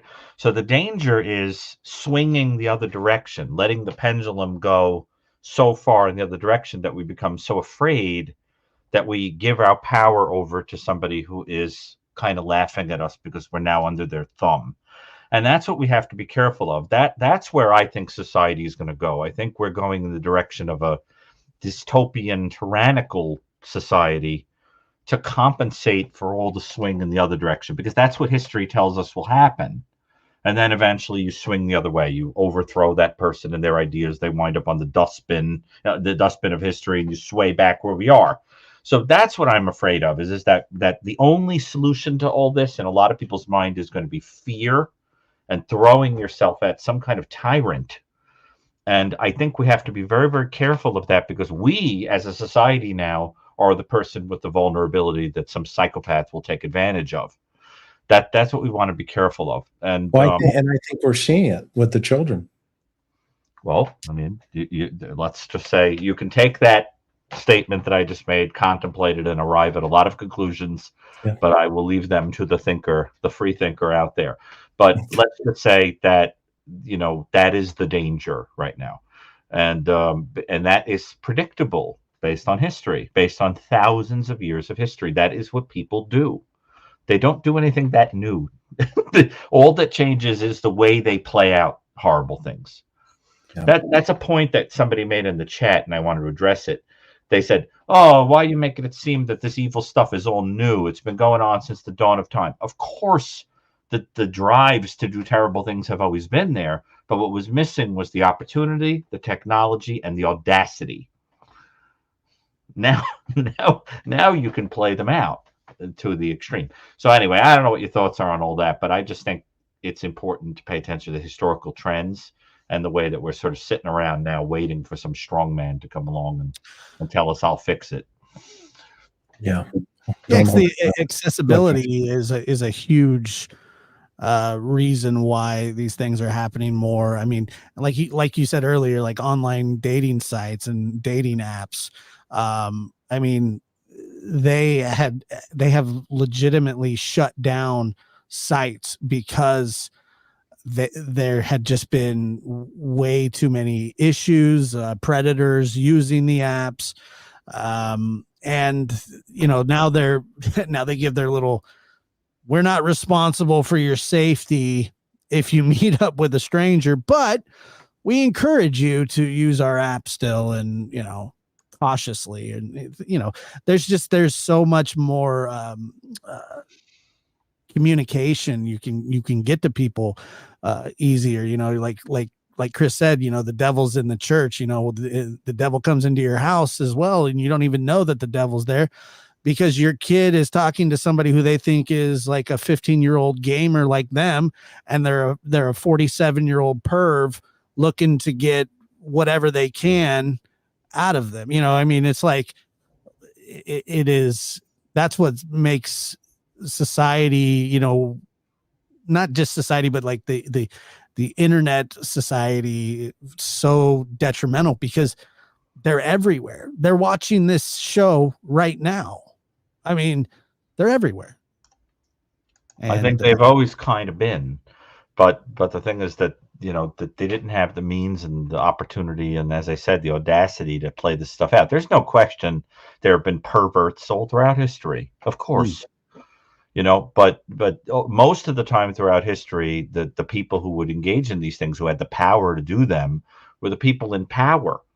Now what you see is in peacetime, people do these things. There are people now who torture people like a medieval king would torture people. That I have read about serial killers who literally took their torture device ideas from books about torture, the things that kings used to have done to people. Now the difference is that now it's in peacetime. It's a citizen that does it. Same thing with explosive devices. Citizens using explosives on each other instead of political groups doing it. The idea is the individual thinking that they're like a state unto themselves that goes out and can punish the guilty the way a king used to. That's where that's the modern thing. That's what makes one of the characteristics of modern evil. And Chris, it's pretty disturbing, right? You've seen cases like that where the guys have like a torture dungeon that looks like it's taken straight out of like medieval times. I actually thought that in the Summer Wells case that her bedroom looked like a medieval. Her bedroom was a dungeon. Yeah, it looked like a medieval torture, like an oubliette, I always say. Yeah. Yeah, and speaking of that, it's a good segue. On the 24th, Dr. Brucato and I are going to be back with Dr. Catherine Ramsland. Yes. And Tracy Ullman. This is her new book, The Serial Killer's Apprentice. You're not going to want to miss this program. This is a fascinating read. Gary's even on the book here somewhere. I think you're in the cover pages here. But this you wrote a review, Chris. It's online. Yeah, I wrote a review. It was a fascinating read. It's an amazing read, and so this is going to be coming out. It's called The Serial Killer's Apprentice, and Dr. Ramsland will be here with Tracy Ullman and Dr. Brucato and myself, and we're going to talk about more of kind of what we're talking about here tonight. So it's all good stuff. Okay, I've had you guys for. I got to be honest with you. I could keep going, but it's 3 hours. And, it's late. Well, Chris, we should also tell the audience. We should tell the audience that Dr. Ramsland just published on the website for Psychology Today for Women's History Month a very beautiful write-up of Anne's career, Dr. Burgess's career. And I think, let's remember this conversation is against the backdrop of Women's History Month, right? Yep. And I think that that's a very important thing to bear in mind. Women have been disproportionately affected by violent crime, by men of the type that we're talking about, disproportionately maltreated all across of history. And I think we really want to bear in mind that when you have a formidable woman like Dr. Ramsland or Dr. Burgess, who dedicates her life to battling these guys into the ground, they deserve accolades. Yep. And I think there's not enough of that. So the idea of one female mastermind writing about another gave me great joy, and I would commend everybody to read that. Yeah, and to dovetail into Dr. Brucato's comment about the women in our lives, I want to say thank you to each and every one of you out there. You are a powerful force in the world. And I know, Josh, you unfortunately had to deal with something that was unthinkable. Right. But, to my wife, to, all the women in my life, everything that's ever happened that was a positive thing was because of the force of a woman in my life. My mom, my grandmother, my daughters, it just everything is, and my sweetheart. So each and every one of you, keep your heads up high. Don't, just always remember that no woman got to the top of the mountain by falling there. Okay? You continue to climb and you're making a difference. And Josh, I know you've been fighting for your mom from day one. Every time your dad comes up, when I say your dad, Yep. person that stole your mom. Yep. What say you? I have came to the point in my life some time ago. Well, I came to the point in my life some time ago where I had realized exactly what was done, how it was done. It wasn't charged as premeditated. It should have been charged as premeditated. He tried to kill my aunt as well. She survived, but the intent was there. And I sat next to her during the last parole hearing, next to my aunt, and she gave a victim statement, and this is what she said. And I'll never forget it. She says, "I don't even know why you shot me. I've never been nothing but nice to you." And as she's bawling her eyes out, and I just look over at her, because whether or not it's fair or what, you do hold some guilt for that, and so being able to fight for them, knowing that he doesn't deserve parole. And I've told him that in straightforward. I said, you should probably just spend the rest of your life in prison, and that's it. And I told him I'm going to be at every parole hearing, and I'll never let it go, because somebody's got to fight for the right thing. And as hard as that is to want to keep your father in prison, because your words actually do matter to a parole board, it's the right thing to do. And my grandmother, like you said, towards women are such that they're just so strong. My grandmother, she held us all together with the help of my grandpa, but my grandmother was the driving force. She says, "I want those kids. I do not want them in the state's care. They don't need that. Let's get them out of there." And it was she's a blessing. She just turned 80 in February, in January, and she's doing great. She's a strong lady. And so I know exactly what you mean by she's been one of my biggest supporters just in general, and even me figuring out how I was going to handle the situation with my father as I got older, because they were the ones when I was younger that were doing the fighting. My grandpa's dead now. And my grandma, she's old, she can't do it. So it's my turn now. And I accept that. That's deep, buddy. If you guys are not a member of his channel, please go over and subscribe to the Lab. And then he gets a little goofy at night with Lab After Dark, where he lets his hair down. But he's a little more serious on the Lab. But as you can tell, this guy's got a great heart, and he has a great grandmother who did just a wonderful job. I think your grandparents did a wonderful job. You were dealt a really bad set of cards, and I'm really proud that you're able to face it 100%. So I had a place to land, which a lot of people don't. He's got you too, Chris. I'm sorry. He's got you too.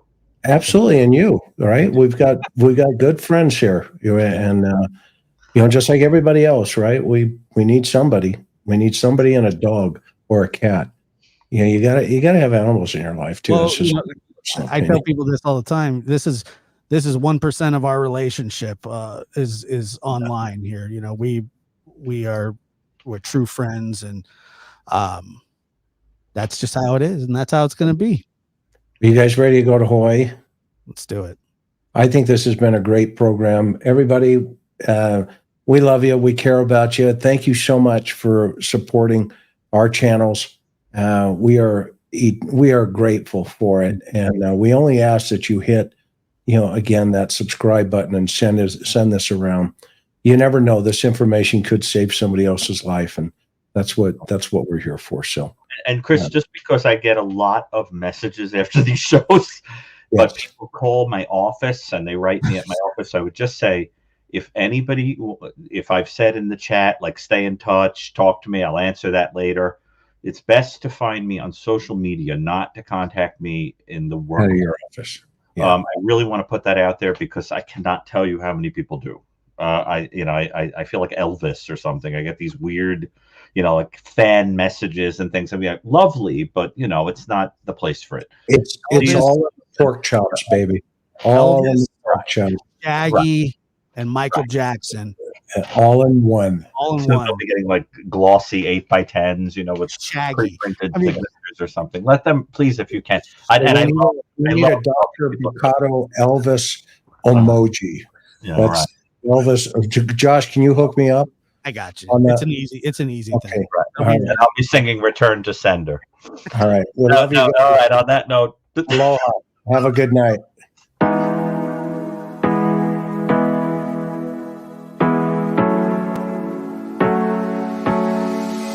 Hard working every day, I'm stressed out 24/7, babe.